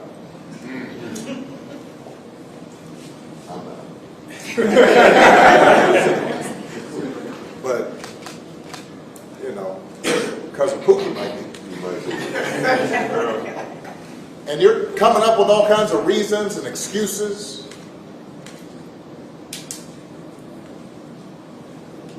I've got a problem with that. Because part of it makes me think, and I'm speaking to men directly now, part of it makes me think that, well, you just aren't feeling the idea of having a woman as president. That's not it, Barack. First of all, you having a problem with it is of no consequence to so many of us. Like, we don't care what you think. Your opinion is not valid here. This is our life. We're the ones. See, we know you got Martha's Vineyard, right? We know you got your little house up in Chicago. We know that you have plenty of money. You've made yourself plenty rich, selling your books and just doing your speeches and becoming independently wealthy after your presidency. But your opinion on this issue, it doesn't really mean much to us. Like, we don't care that you have a problem with it. Like, and I'm surprised that you said that as if that was supposed to do something. The issue is, it bothered me that he said, you guys, some of y'all are even sitting out and coming up with excuses. Barack, they're not excuses. These men have valid reasons that they can articulate as to why they're not with this woman. Your problem is you reject and don't accept it because you're not used to people functioning in their freedom. And the sooner you realize that, the sooner you recognize that we all don't think the same and we're all not going to get on code and just bow the knee to whatever it is that you want, the better off you will be. But let me grab this super chat. There's so many super chats here, and I'm so sorry. I'm trying to get to them all. Faith in Jesus. Hey, you cooked April with big sis. Just bring the skillet. Bring the skillet, and we will fry up some more. I'm just getting started. I ain't even finished yet. Thank you so much for your super chat, lovely. I am so grateful for your support. My whole purpose is to come on here and to cook and serve you up a meal that's going to leave you full and satisfied. So hopefully I am doing my job and I am doing it well. But thank you for your super chat. So grateful for your support tonight. We also have Jody Samurai, who is also a member of the channel. Jody says, you are telling the truth. Men appreciate this message more than you know. Oh, blessings to you, you guys. That warms my heart. You have no idea. Listen, I did not come from a two-parent home, right? My parents were married and they divorced when I was very young. And so I don't have any early memories of what it's like to have like a mom and a dad living in a bona fide state of marriage for any extended period of time. It just is what it is. It's the lot that the Lord ordained for me, and it shaped who I am today. But with that, as I've matured and gotten older, I recognize that healthy societies are created when we have healthy families. And yes, because sin has entered the world, we do have a variety of configurations as it relates to families. But ideally, communities thrive best when men are the head and that men and women work in a complementarian relationship with one another, with a husband and a wife married with children. That's not a novel idea. That used to be the norm, the standard in this in this country. But unfortunately, due to feminism and the civil rights operation of the 1960s, not the movement, I call it an operation because there was an operation, the worldview of individuals within the Black community began to change. And women started to adopt a worldview that said men are optional and that we don't need you.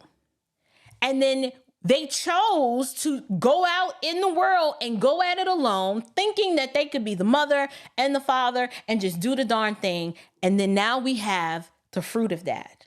We have the outcomes. We actually have the measurable results of 3 generations of bastards raising bastards, and it's not good. It's not good. I know what it is like to live in a home absent strong male leadership. I know the deficiencies that are present. And yes, I turned out okay. My mother did the best that she could. But me and all my siblings all have a variety of deficiencies that we had to grapple with and deal with because of the absence of a father in the home. And so as a result, the message that I bring to women is one that is more complementarian in nature. I'm not an egalitarian. I don't believe that men and women are the same and we can just do the same things. No, we are different. And this nation was in a much better position when women understood that. You can still be a strong woman. You can still be assertive. You can have your own thoughts and opinions.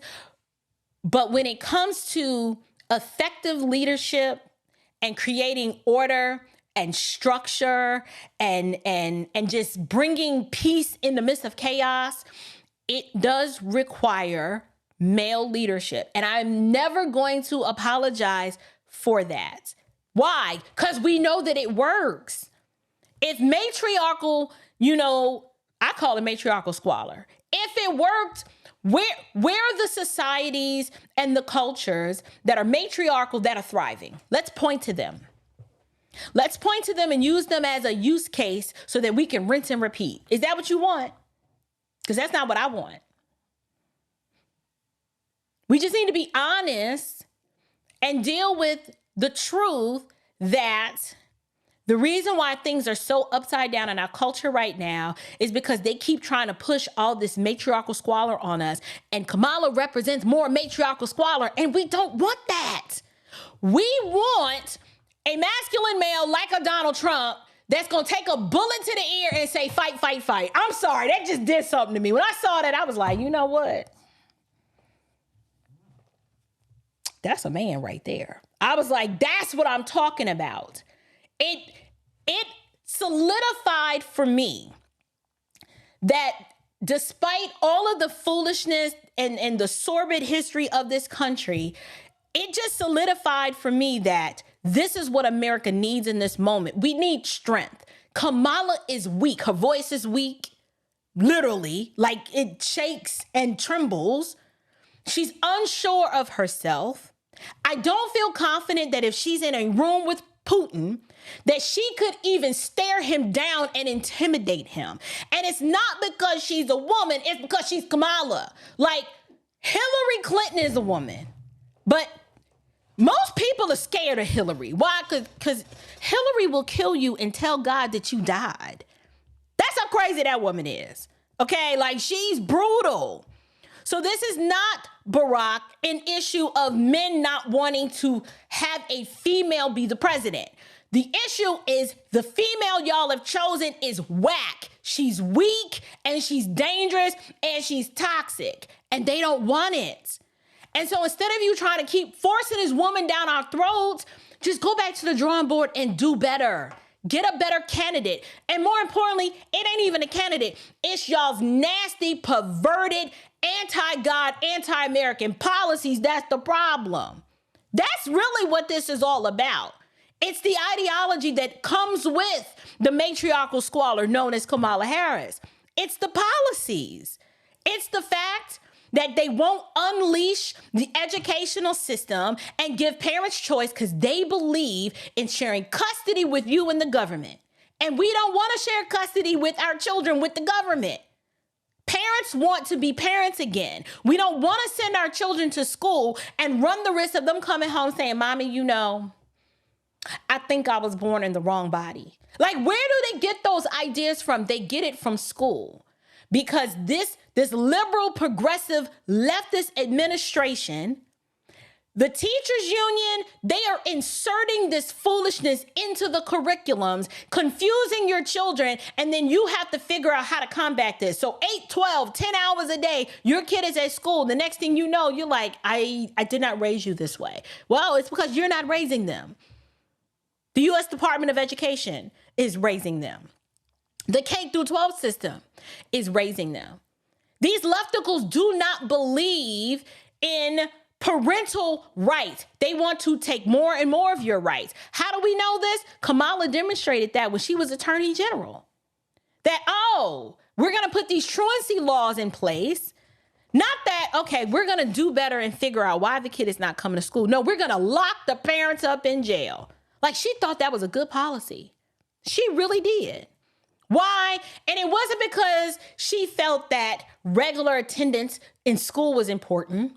There was a financial component as to the more butts that we have in these seats and compliance to these attendance laws, the more money we get. So if your kid is not in school, we're not going to find or dig deeper to find the underlying reasons why your kid is not in school.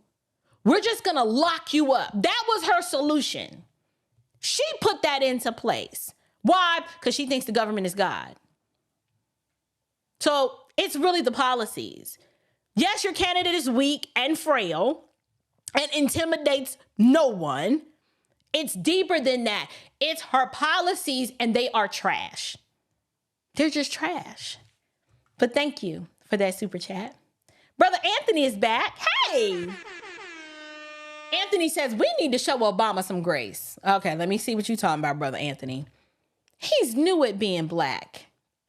Diddy's locked up, so he couldn't refresh his black card. No Diddy parties. He lost his swag. Martha's Vineyard can soften a brother, where's Sharp Tongue at? That's a good one, Brother Anthony. I agree. Yeah, Diddy is locked up. And they can't... See, normally these Democrats, they will pull out ignorant rappers, right? And entertainers and misinformed athletes to do their bidding. And at this point, since that hasn't been working, they pulled Obama out, and he's a little rusty. You're right. Some of his swag, they probably, maybe if they had, maybe filmed him on the basketball court and we could have saw the jump shot again to see if he still got it. I don't know if that would have worked, but hey, who knows? Anyway, thank you so much for your super chat, Brother Anthony. Hey, Brother Brandon, good to see you. He says, keep proclaiming the truth, Sister April. God bless you. God bless you too, Brother Brandon. I'm so grateful that you stopped by this evening. Oh my goodness, we have the show sponsor for this evening, beautiful one.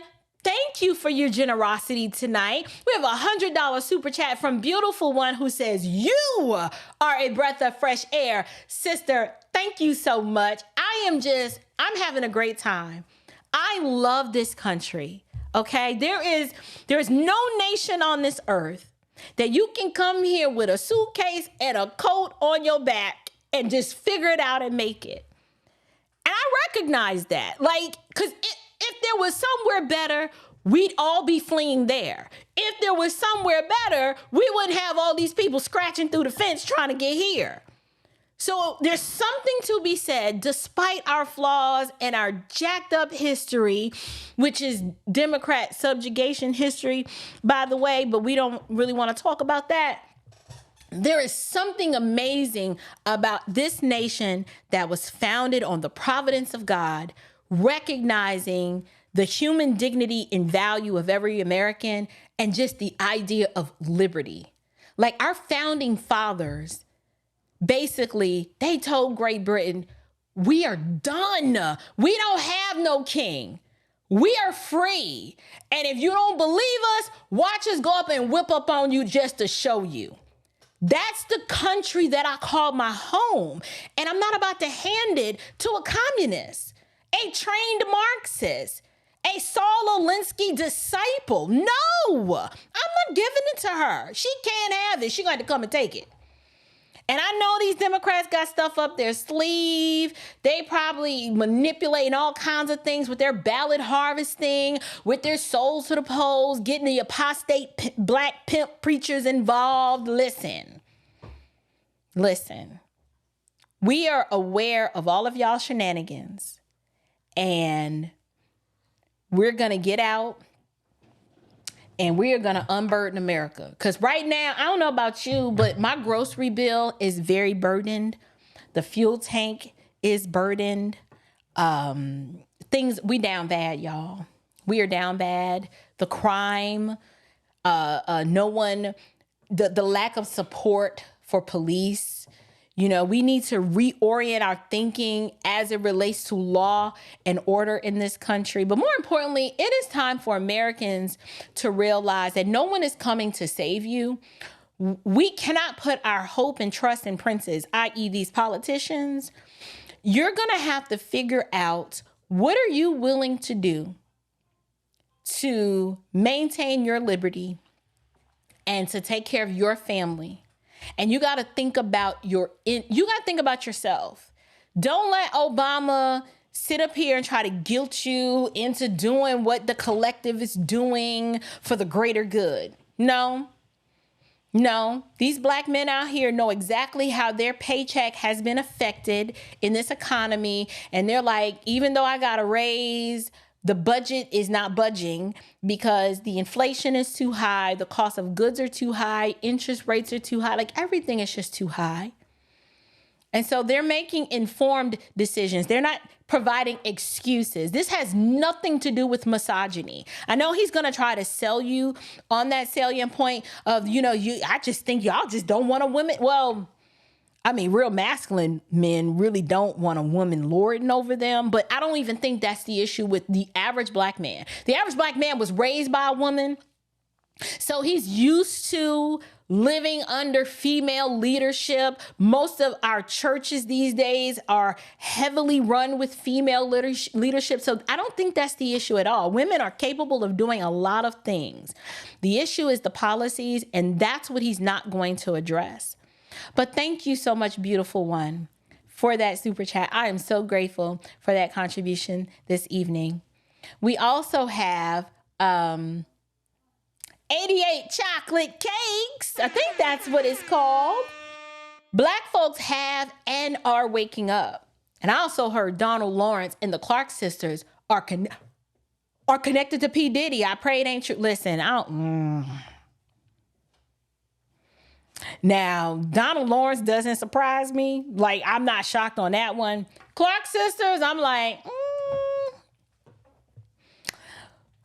what doesn't come out in the wash is going to come out in the rinse. We will see. I'll keep my eye on that. You too, 88 chocolates. Donald Lawrence doesn't shock me at all. Okay? Like, ain't nobody be like, oh, really? I just would have never guessed. Come on now. But the Clark sisters, that one, you know, I don't know. I need to see the tape. I'm just saying. I would need to see the tape. Brother Derek is back. Derek says, I try to be quiet. He really does, y'all. Rocking that wear would get me to demonstrate 2A, but I support all of your work that woman did. Great job, sister. Yeah, it's an amazing line. It takes a lot of courage to come out and just say, you know what, I'm done. There are lots of people of the melanated persuasion who do not want Kamala Harris as commander-in-chief. We just don't. And I hate to say this, and I know I'll probably get some flack for it, but so what? Women don't tend to think logically about things. They tend to think very emotional, and they just want the symbolism of having they want a female president, but they don't understand the implications of what that means with that female as president. I don't even think they understand the role and job of the commander-in-chief. And the idea that they think this woman could sit in a situation room and make decisions, executive level decisions, and look in the eye of our leaders and be able to negotiate well. Like, if you really think this woman could do that, it's no wonders why our families are in a mess, because y'all are in charge. Like, come on. Know your limitations. This role is not for the faint at heart, and she's not up to the task because she's weak. One, she's weak and inauthentic. We don't know who she is. She is trying to sell us this one narrative about herself when it's something else, coupled with the fact that she's weak. That old strong black woman, like, do you really think you ever seen her bent over a tub washing some greens? Like, girl, bye. Didn't nobody believe that story. Cut it out. Just cut it out. Hi, Phil Chavain. Phil says, like your theology and no-nonsense discourse. Raised abroad, I have much to learn about African-American culture and politics. I serve Christ in Black church in South Carolina. Great pastor. Bought books you mentioned. Thank you. Oh, well, thank you so much, Brother Phil. I appreciate that. Honestly, you know, Black American culture and politics, it is very, very, it's nuanced. I'm going to be doing some content in the next few weeks on the civil rights movement. And we're really going to be stirring up a hornet's nest, talking about things that are uncomfortable for most people, even my white brothers and sisters. A lot of the discourse that you're going to hear from this channel in the coming weeks are going to be very uncomfortable. Because what we're going to do is we're going to confront a lot of the lies that have been presented to us and the narrative and, shall I say, propaganda that's been shared. I've been doing a considerable amount of research, and I'm talking like primary source research, not what I heard, but going directly to primary sources to unpack and examine the civil rights operation as we know it and how it was presented to us, and to just blow the lid off.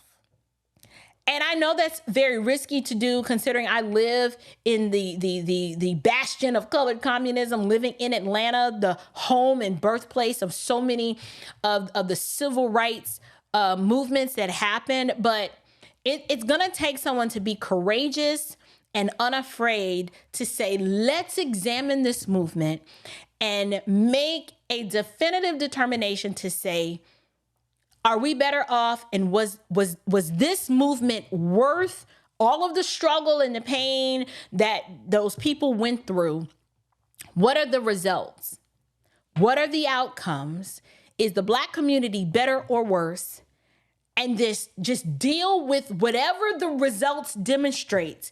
Be able to sit in that and wrestle with that truth and just decide if we're going to continue to elevate and herald that movement as this beacon of light and hope, and that without it, we wouldn't be where we are today, or if we're going to be like, you know what? Or we're going to do the opposite. I don't want to give it away, but that's what I intend to do very, very soon. We have Renee B. Hi, Renee. Renee says, I saw his Lil Talk on another YouTube channel, and I am so upset for his straight up lies that Kamala grew up like them when she grew up in Canada. Come on, sis, you better tell the truth and talk the talk, right? She knows she grew up in Canada, went to private school. So I think they're saying, you know, well, if we can just convince people that she's from San Francisco, right? When Kamala spent most of her formative years in Canada, right? And then I don't like how they try to hide her Marxist, like she was bred and raised to be a Marxist. Like that is, her father was a Marxist economist. Communism, I mean, the mama, the daddy, the slave history, it's just so many layers. So many layers. And she has advocated for Marxist policies and communist policies. She's not a capitalist. Like I know she lied and said that she's not a capitalist. She's not. And if you believe that, you don't fundamentally understand capitalism as an economic form of government or an economic policy. And I would encourage you to just read up on Marxism and communism versus capitalism, and just to see, if you look at the Soviet Union and other developed nations that adopted communism as an economic strategy, they did not win. Death, chaos, destruction, it's starvation. I think I did a show that highlighted some of the effects of communism and where it leads and how it's not good. But the sad part of it is most Black people don't have a point of reference for that. And so they vote for these politicians who sell them on the idea of government dependence and government being God. And then they don't think about the implications of that. So, but thank you so much for that super chat, Sister Renee. Hey, Monica. You guys, first, let me read the super chat, and then I'm going to tell you all about Monica. Absolutely, April. Obama really tried it, trying to back Kamala last minute, knowing, see, girl, this is the part we didn't think about. Y'all, Barack don't even like Kamala. Barack don't like her. Nancy Pelosi don't like her. Joe Biden doesn't like her. Nobody likes this woman. No one likes her. Her staff doesn't like her. She's not really a likable person, and this is not a popularity contest. I'm not saying you need to like her, but the idea that they could bring him out as like the ace in the hole, knowing Barack didn't want to endorse Joe Biden, and he really definitely did not want to endorse Kamala. They just figured, listen, we need your help, Barack, because it ain't looking good. So now he's giving this tongue lashing to Black men as if it was supposed to move the goalpost, and it's just not. But she says, and where is Michelle? She is nowhere to be found when it comes to Kamala. Thank you so much for this super chat. So you guys, let's shout out Sister Monica Enterprises. You guys, I am an affiliate for her brand. This Unburdened America brand is Monica's brand, and it is dope. I just got my gift box today with all my merch in it. And y'all, I might actually wear this bad boy in the airport tomorrow. And just to see how many lefticles they gonna start tweaking. I just want to see how many people I'm gonna piss off. Absolutely love your line, Monica. Thank you so much for entrusting me and selecting me as one of your influencer partners. I'm so grateful to be connected to you. So the link is in the description box below. Let's go ahead and support this sister because this is a dope line, and she's got all kinds of merch, and the link is in the description box below. Brother Derek says, Kamala pulled out Quavo. Trump should have gotten Chris Brown. That would have shown the community where Trump stands. You know what? But honestly, I agree with you. But when you're in this entertainment industry, y'all remember what happened with Chrisette Michelle. Anybody heard from her? Back in 2016, when she performed at the inauguration, y'all saw what the black community did to that girl just because she wanted to function in her freedom and think for herself and take a paying gig to support the president of the United States. We've not really heard much from Chrisette Michelle, and she is a talented young woman. I absolutely loved her music. Beautiful soul, beautiful woman. We ain't heard nothing from her. They crucified that girl, socially lynched her, because see, that's what Democrats do. You're not allowed to think for yourself. If you are not with the group, then you are shunned.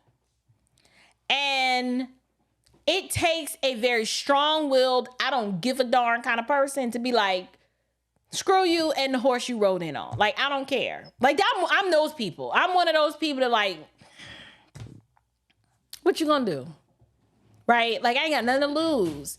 Right? Joe Biden's economy decimated my business. I ain't got nothing to lose. So I'm not supporting her. You can't make me. You can't shame me. You didn't. Nope. Brother Brandon is back. Thank you, Brother Brandon. Brother Brandon says, I absolutely love when Christian men and women take a stand against wickedness and perversion. The world wants to silence us, but by God's grace, we won't stop. Keep on keeping on, Sister April. Thank you, Brother Brandon. That is such an encouraging word. I like it too. It's something about when you hear one person fearlessly speak up and say, you know what, I ain't got nothing to be afraid of. I'm just going to say what I want to say, and I don't care who likes it. It actually, it gives you courage, and it inspires you to find your own voice and to speak up and to say something. And the more of us that do it, the stronger we get. Our movement is gaining momentum. I am telling you, the Democrats really thought that if they threw Kamala in the ring, they weren't thinking that Kamala could actually win. They only selected her is because they couldn't afford to lose more of the black vote, because they were losing too much of the black vote with Joe Biden. They knew if they ran Joe, that if they lost that black vote, it would be very difficult to get back. So they figured, let's throw in Kamala. And even if we lose, we'll at least still retain enough of the black vote that we can focus on 2028. But it's backfiring. Because I don't have the actual numbers, but I don't think they have enough of the black vote to get them across the finish line, coupled with the fact it's not just the black community, the Arab community, the Muslim community, the ones that they're far left extremists, they can't keep them happy either. And I'm not even supporting them, but they've pissed off so many people because the Democrats are only after power, and they're not actually in the business of delivering measurable results for the people that vote for them, because there's no democracy. It is a dictatorship. They keep threatening and telling you that Trump is Hitler. And I'm like, what evidence do we have that Trump led an authoritarian, totalitarian type government? What evidence do we have of that? Remember, he was president for 4 years. We have no evidence of that. Trump actually listens to the people who support him and will take under advisement and say, all right, let's make a deal. How can we create a win-win situation for everybody? The party who is supposed to be for the working class and for the people is literally the party of the elites. Kamala speaks. She speaks at the working class, but she's really speaking to her elite donors. She is saying just nothing. She's saying nothing to signal to her elite donor class that when I get in, if y'all just continue to vote for me, I'm going to do whatever I need to do to make sure y'all are good. But she can't give working class people, middle class people, poor people any sort of tangibles of this is what I'm going to do. And the reason why she can't do that, because if she actually starts doing that, people are going to ask, well, why couldn't you influence any sort of legislation to move us in that area while you were the VP? Like, her record is Joe Biden's record. Joe Biden keep throwing her up under the bus and saying, yes, every decision that I've made, absolutely. Kamala was on board with it. So she can't distance herself from Joe Biden's trash administration, because his trash administration is her trash administration. So basically we would get Joe Biden 2.0 with a side of communism. That's basically what we would get. And I don't want that. Jody says, oh gosh, y'all, I'm trying to keep up. Okay, we gonna get through this video eventually. Sister Shamika, hey girl, she sends a wave. Thank you so much for the super chat, girl. I really appreciate you. Miss you, love you. Can't wait to see you. I gotta make my way out. Oh God, it's so dreary out in Seattle. We'll work out some. We may have to meet somewhere in the middle. Maybe you could meet me in Arizona in December. I'll call you. We'll talk about that. Brother Calvin, also a member of the channel. Hi, April. I saw Barack with the doo-doo speech. I say we pull this black card. Calvin, he ain't never had no black card. How you gonna revoke something from somebody that ain't never had it? Now, truth be told, I am not in the business of swiping membership to, of a person's ethnicity, right? Like, that's not my thing. But if there was a black card, I would argue that Barack never really had one. Right. I think he's an honorary member by proxy, kind of like Kamala. Like they trying to sell us. They just trying to sell it to us. But no. But yeah, his speech was trash. We're going to finish it. We're almost done. Shout out to my brother over at A Critical Perspective. Critical Perspective is part of my dream team, you guys. Sis, all the rental cars are No! Are you serious? Oh my goodness. Okay. We got to figure something out. So, tomorrow, you guys, if y'all didn't notice, I'll be heading to Raleigh, North Carolina. Shout out to Raleigh, you guys. We're heading on the road. We're doing another private screening of Vince Everett Ellison's film, Will You Go to Hell for Me? So I will be leaving tomorrow to hit the road to Raleigh, and my homeboy just said ain't no more rental cars at the airport, and that's not good. That is not good. We can't Uber to the upper room. No. Okay, well, anyway, you guys, we're sold out. I hate to break the news to you. We sold out a couple of days ago, October 15th. We are scheduled to be in Raleigh, which is Tuesday, for the private screening of the documentary. And we'll be at the Paragon Theaters at 6 o'clock for a check-in and meet and greet and 7:15 showtime.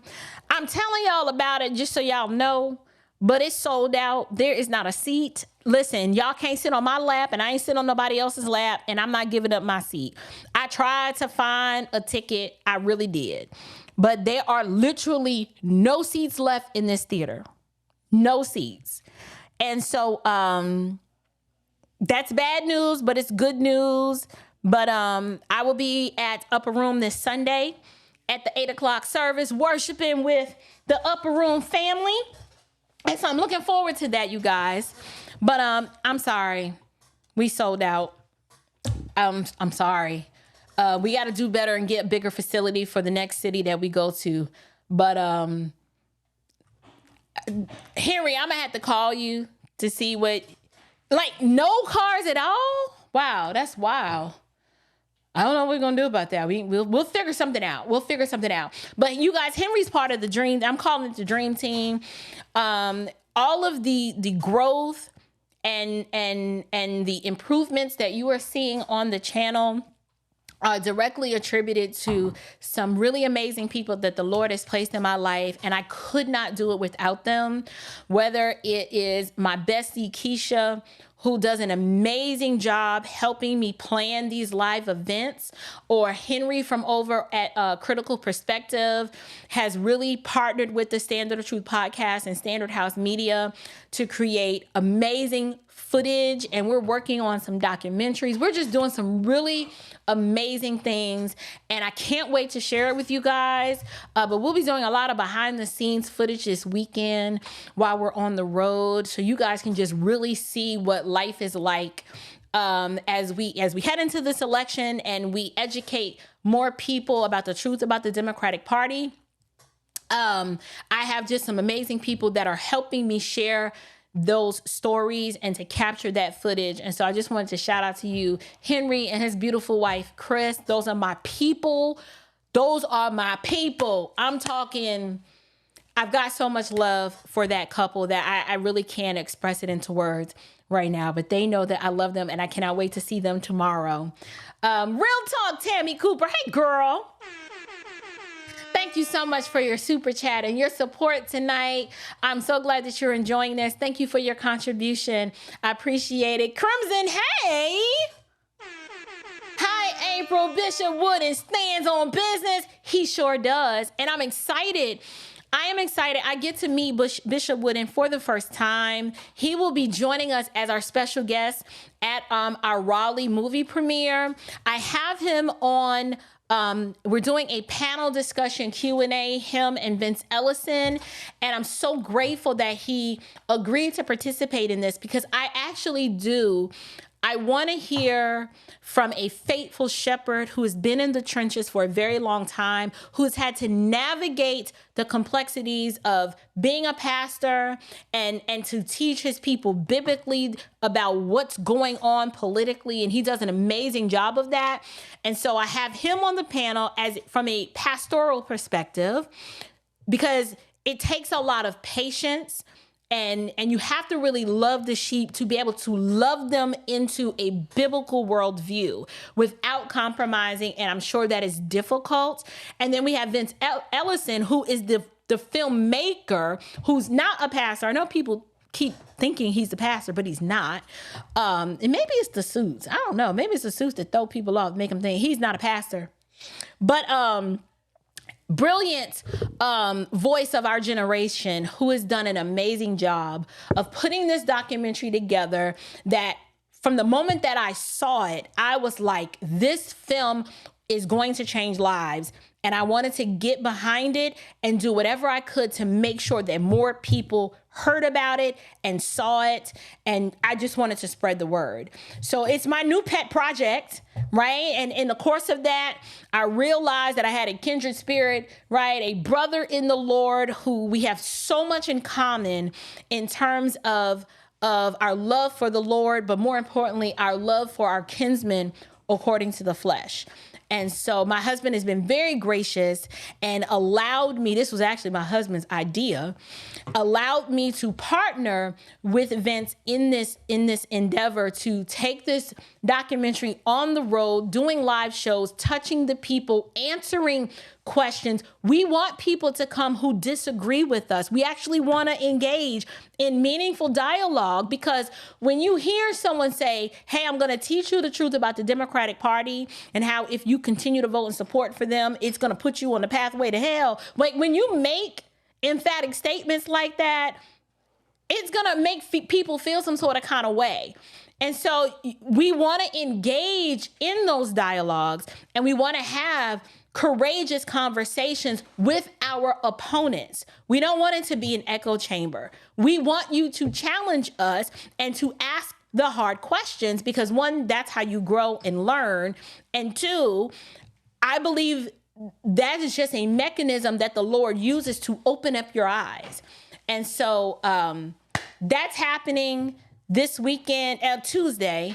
Yes, that is happening. So I just want to tell you guys about that. So let's go ahead and let's finish up this live reaction, because how long have I been live? Lord have mercy. I've been live almost 2 hours. We're going to finish this tonight, and then I got to go finish packing because I got to go.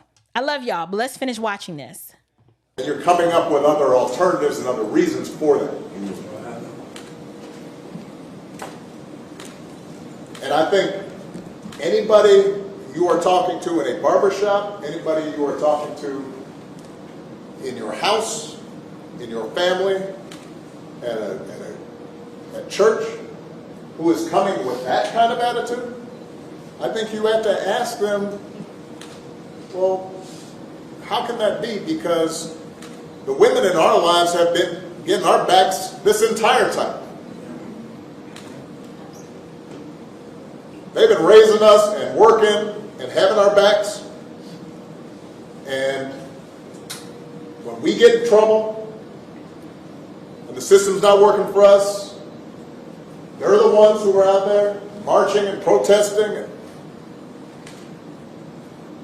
And so now you're thinking about sitting out or even supporting somebody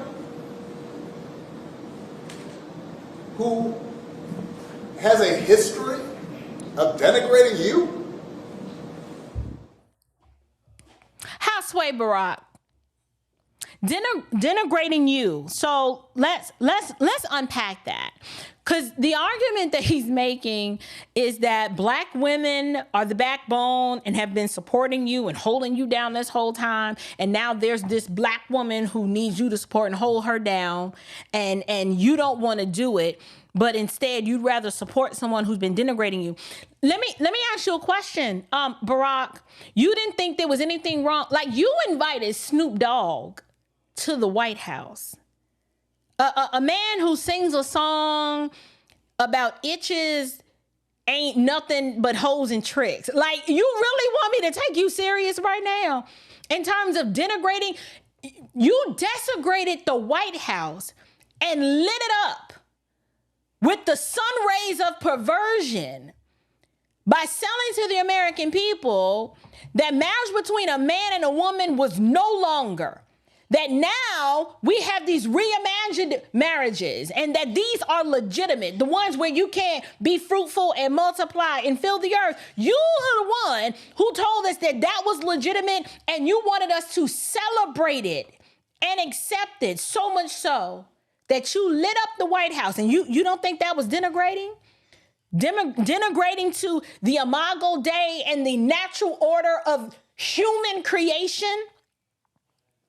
You invite these rappers who all they do is sing songs about degenerate behavior, and you elevate them and you celebrate them. That's who you invite to the White House.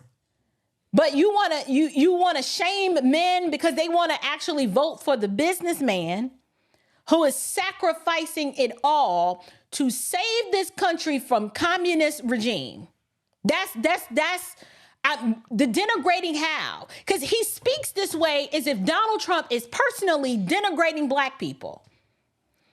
And I have never laid my head on a pillow with Donald Trump on my brain, wondering why he keeps just holding me down. But I can tell you what I have done. I look around at my community, the Democrat-led community, trying to figure out why my local congressmen keep voting for policies that are anti-human flourishing, that want to tax me to death, that want to keep school choice away from so many students in my community. Like, I'm just trying to understand the denigration. Where's the denigration at, Barack? How is Trump denigrating us? See, they make these statements, but then they don't flesh them out and explain them. They just assume because they assume that black folks hate Donald Trump and that he's bad. And yes, there is a huge segment of us who our heads are in the sand. So we just believe the liberal talking points about how racist he is. But y'all, the racist card has been played so much that it's like the boy who cried wolf. It's like the boy who cried wolf. Because Barack, you didn't seem to have a problem growing up in this racist country and making and becoming the best version of yourself. But yet you want to convince us that the white man's knee is just always on our neck. But last time I checked, there are no racist white men in our communities. But there are a whole bunch of powerful black Democrats in our communities who wield and control power and literally prevent forward progress on purpose. That's actually happening. So when he's talking about you want to vote for the other person and denigrating black people, I need some evidence. I didn't feel denigrated when Trump chose to permanently fund HBCUs. I didn't feel denigrated when he actually came up with the concept of opportunity zones. Like saying, listen, your communities already look like war zones.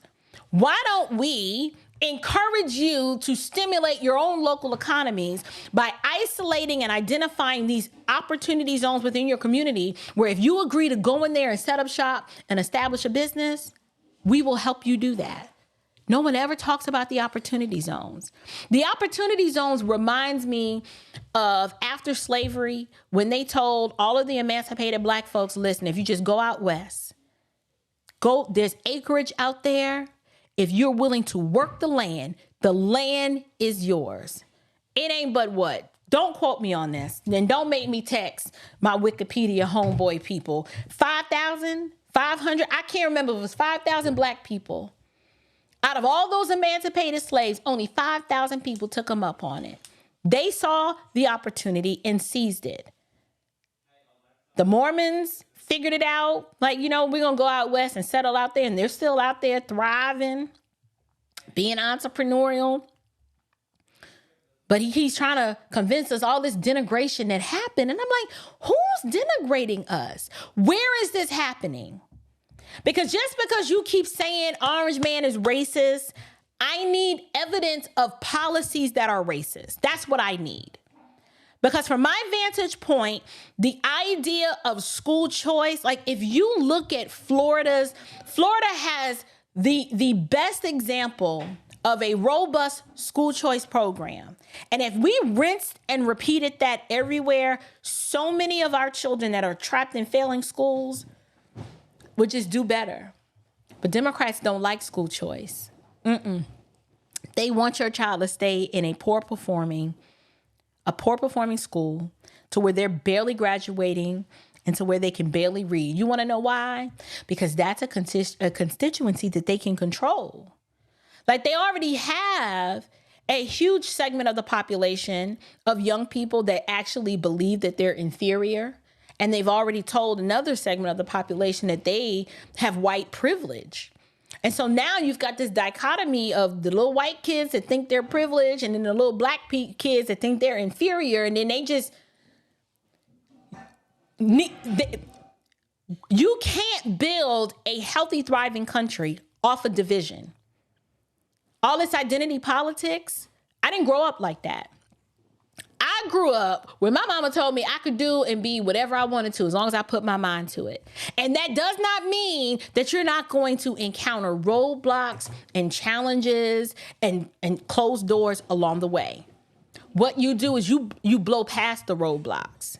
You figure out how to work around the roadblocks. You become better. You compete. You don't lay down with a defeatist mindset like, well, I guess I just can't do it. Because the white man, the who? No. White people are not our problem. I'm going to go out on a limb and say it. White people are not our problem. It is power-hungry, Democrat, black politicians that are our problem. Those are who our problem is.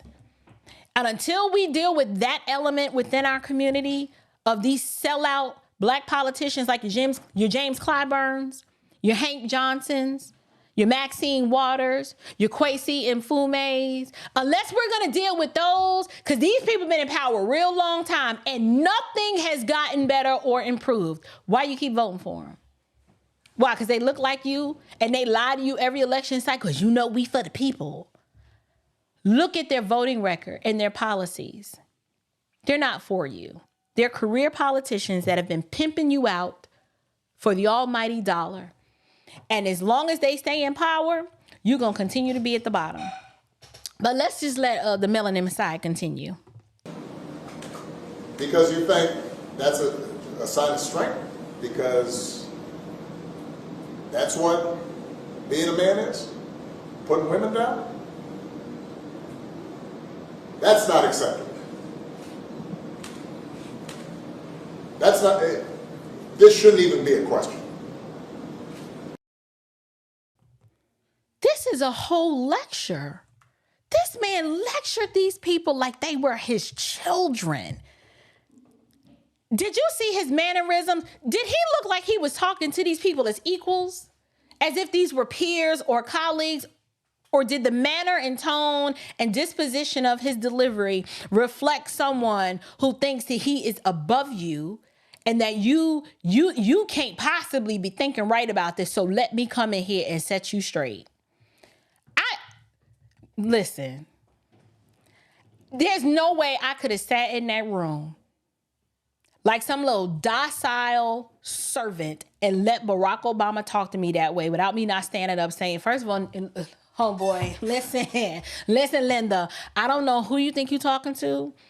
I know you think you accomplished something because you was the first, but over here in these parts, you don't control how we think. We are not choosing Kamala because your candidate is trash. Her policies are trash. And you keep trying to tell me Barack Obama, you keep trying to tell me that Trump is racist, but I'm looking at these policies and I'm looking at my bank account and this border and the crime when he was in office versus the results of this current regime. And I don't like what I see. So unless you're willing to step your game up and do better, this lecture here, I can guarantee you Barack Obama does not talk to white audiences that way. I can guarantee you he doesn't. He did that because he does not believe that you are his equal. You are an electoral serf. And they sent him there to make sure that he put you in your place and reminded you who's your master. That's the Jerome Crow Negroes that I'm talking about. When I talk about Jerome Crow, it's this system of subjugation that mirrors that of the Jim Crow South, but instead, it's Jim Crow in blackface. The concept is still the same. Bully, shame, coercion, oppression, subjugation. They lie, manipulate, gaslight, cheat, and steal so they can maintain power. But in this case, Jerome Crow, it's done by people who look like you. They're going to keep you voting on that plantation, so help them God. And they will spare no expense to make sure that you will be socially lynched, right? The social lynching is if we can create a narrative around, if you're not supporting Kamala, then you're going to be shunned from the community. You won't be invited to the cookout. Don't nobody want the nasty food at that cookout anyway, especially if it's made with greens that was cooked in the tub by Kamala. Don't nobody want that. Okay? Don't nobody want that. But not inviting us to the cookout, we don't want to go anywhere because y'all Negroes don't know how to act. You show up to the cookout, you don't bring nothing. All you want to do is come and take a to-go plate, but you didn't bring nothing. Fights always breaking out. We don't want to go to that cookout. But I can tell you what we do want to go to. We want to be viewed as American patriots. I have never felt more loved and a part of a national community than when I went to my first MAGA rally. Let me tell you something. Y'all talk about fun. If you've never gone to one, and I know most black people like, I wouldn't be caught dead at a MAGA rally. You don't know what you're missing. What it will do is open your eyes and wake you up to be like, you know what? All these people that they claim are racist are cool as a fan. I had the best tailgating experience at a MAGA rally with people of all different ethnicities. I'm talking about from your rednecks to your bumquishas. I mean, it's everybody at a MAGA rally. You name it, you're going to see the most unlikeliest people at a MAGA rally. And we're all just there. Where are you from? Oh, I'm from here. Tell me, you learn about these people and then you realize, wait a minute, we're all just Americans. And we all want the same things. All of the division and the hatred that the mainstream media kind of just keeps stirring up, it is not even real. It's not even real. And it is way better than any cookout that you think you supposed to be, you ain't gonna be invited to. You're not gonna miss that cookout. You're not gonna miss that. Who wants to go to cookout where all they're gonna hear about is how oppressed they are? Like, nobody want that. Like, we want joy over here. I don't know if y'all noticed, but conservative women just have a measure of joy and spark in their eye that you don't see from the liberal left. The liberal left, the women are angry. They're very bitter. They're very combative. They actually seem very miserable, and they don't know how to function in their freedom. But yet, when you see conservative women, they're always smiling, right? They got this little pep in their step, a little sparkle in their eyes, because we're happy, right? We're not, sitting here trying to figure out how we can conquer a man. We're just like, hey, you want to be the man? Hey, be my, open the door, please. Take out this trash. You want to cut the grass? Go right ahead. We are not going to stop you. Please lead us, because we tired. We rest in our femininity. We don't have the problems like, the armpit overgrown. Listen, I'm just saying. Anyway, y'all, I'm about finished. We done finished reacting to Barack Obama. And I think I've made it clear that the whole purpose of this lecture was to remind Black people that you are our electoral serfs. And the idea that you can think for yourself and either choose to sit out or vote for the other candidate, they didn't like that. And so they wanted to remind you, we own you. You are a voting block. And when you don't fall in line with that, it makes them very angry. But I want to celebrate and I want to congratulate all of the individuals, Black or white, but particularly Black men, who can see the shenanigans and the fraudulent candidate that Kamala Harris is, and they are willing to say, I don't have to tell anybody who I'm voting for, but on election day, I am not casting my vote for that woman. Because I already know what it's like to live under matriarchal squalor, and I don't want any more. And it's not going to happen. And they're like, you can't shame me. You can try to embarrass me. You can try pull out any number of tricks that you want, but it's not going to work because I'm a grown man and I do what I want to do. And I don't answer to you and I don't have to listen to you. Those are the men that I want to support and celebrate tonight. So tonight, you guys, this live stream is for every independent thinking Black man in America who is learning to function in his freedom and say no to the subjugation and oppression and the sex savagery and secularism of the Democratic left. That's who this live stream was for tonight. I love you. I celebrate you. And I will always have your back. Because I know if you're willing to step on a limb and save this country from the liberal left to make sure that our children won't continue to be sexualized and that the effemination of our men will not be able to move forward, And that we'll actually be able to protect our borders and close these borders and get this fentanyl out and just improve the economic conditions of this. If that's what you're about, you're my people. You're my people. But at the end of the day, here's the last thing that I will say about all of this. As you know, this is a Christian YouTube channel. And so that means that my worldview is always going to be gospel-centered and gospel-focused. At the end of the day, this is just politics. Like, this is just a former politician doing what politicians do: lie, cheat, and steal so that they can win an election. At the end of the day, what is most important is, where will you spend eternity? That's what's the most important out of all of this. These challenges that we are experiencing in the here and now are temporal. I believe that it's important for Christians to be engaged in the political process, because while we are here, you should want to create a life and have children and marry and create a great life while you are here, even though you might feel like you oppressed and under bondage. But at the end of the day, the reason why there's so much sin in the world is because people do not recognize that the ultimate issue surrounding all of this is a sin issue.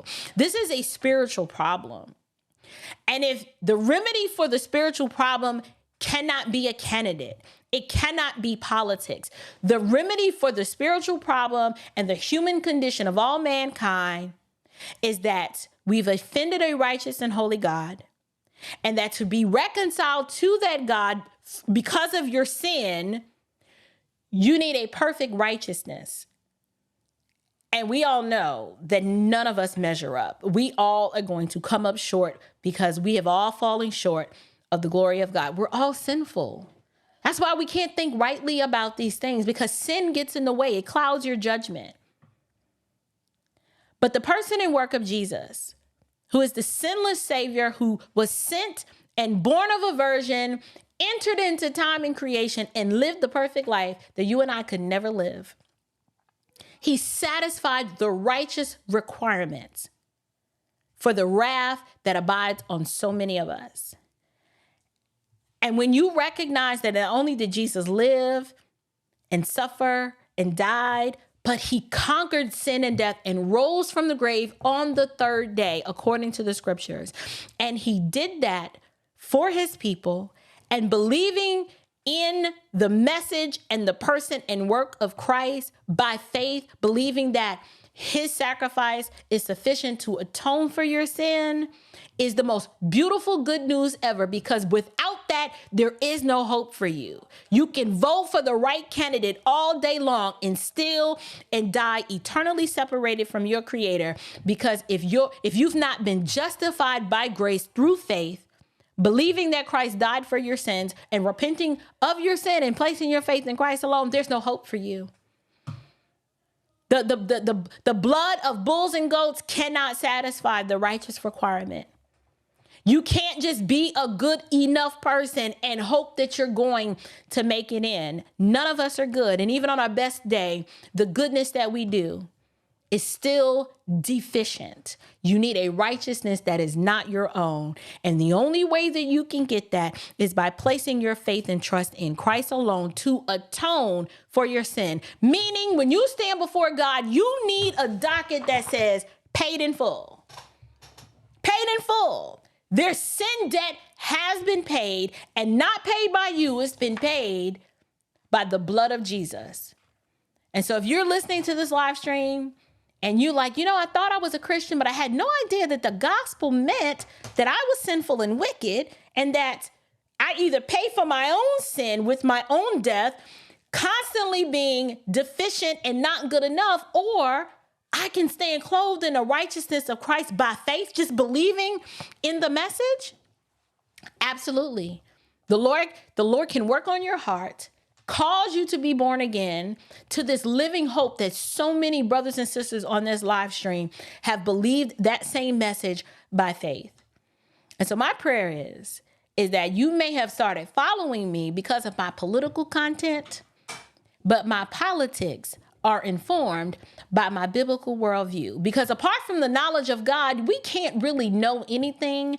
The reason why I know that abortion is wrong, the reason why that I know that socialism is wrong and that is theft, is because I have an objective standard that I appeal to, and it's the word of God.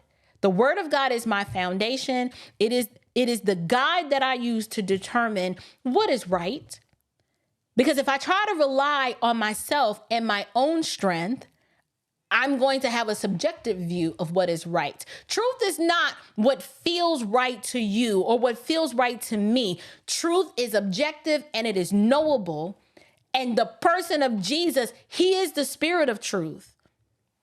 His word is truth, and we are sanctified by that truth.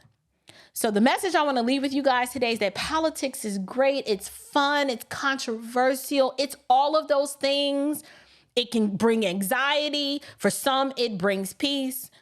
But true peace is found in the person and work of Jesus. And this is the joy that you see when I create content and I come to you every single week with a smile on my face and a little spark in my eye. It's because I know that my Redeemer lives. And it is not in my own strength that I'm able to stand before you week in and week out, proclaiming the excellencies of him who called me out of darkness into his marvelous light. It's not in my own strength. It is literally Christ in me, the hope of glory. I have a heavenly hope that I'm looking toward. Trump is not a messianic figure. He might be able to save this country from communism, but even he needs a savior. Even he needs and will bow the knee to the King of Kings and the Lord of Lords. But at the end of the day, my hope is that you will recognize that and do the same. So I love you guys with the love of the Lord. I will see you sometime next week. Don't know when, what day. I'm going to try to do a live stream while I'm on the road to keep you guys informed as to what's going on. But until next time, you guys, grace and peace.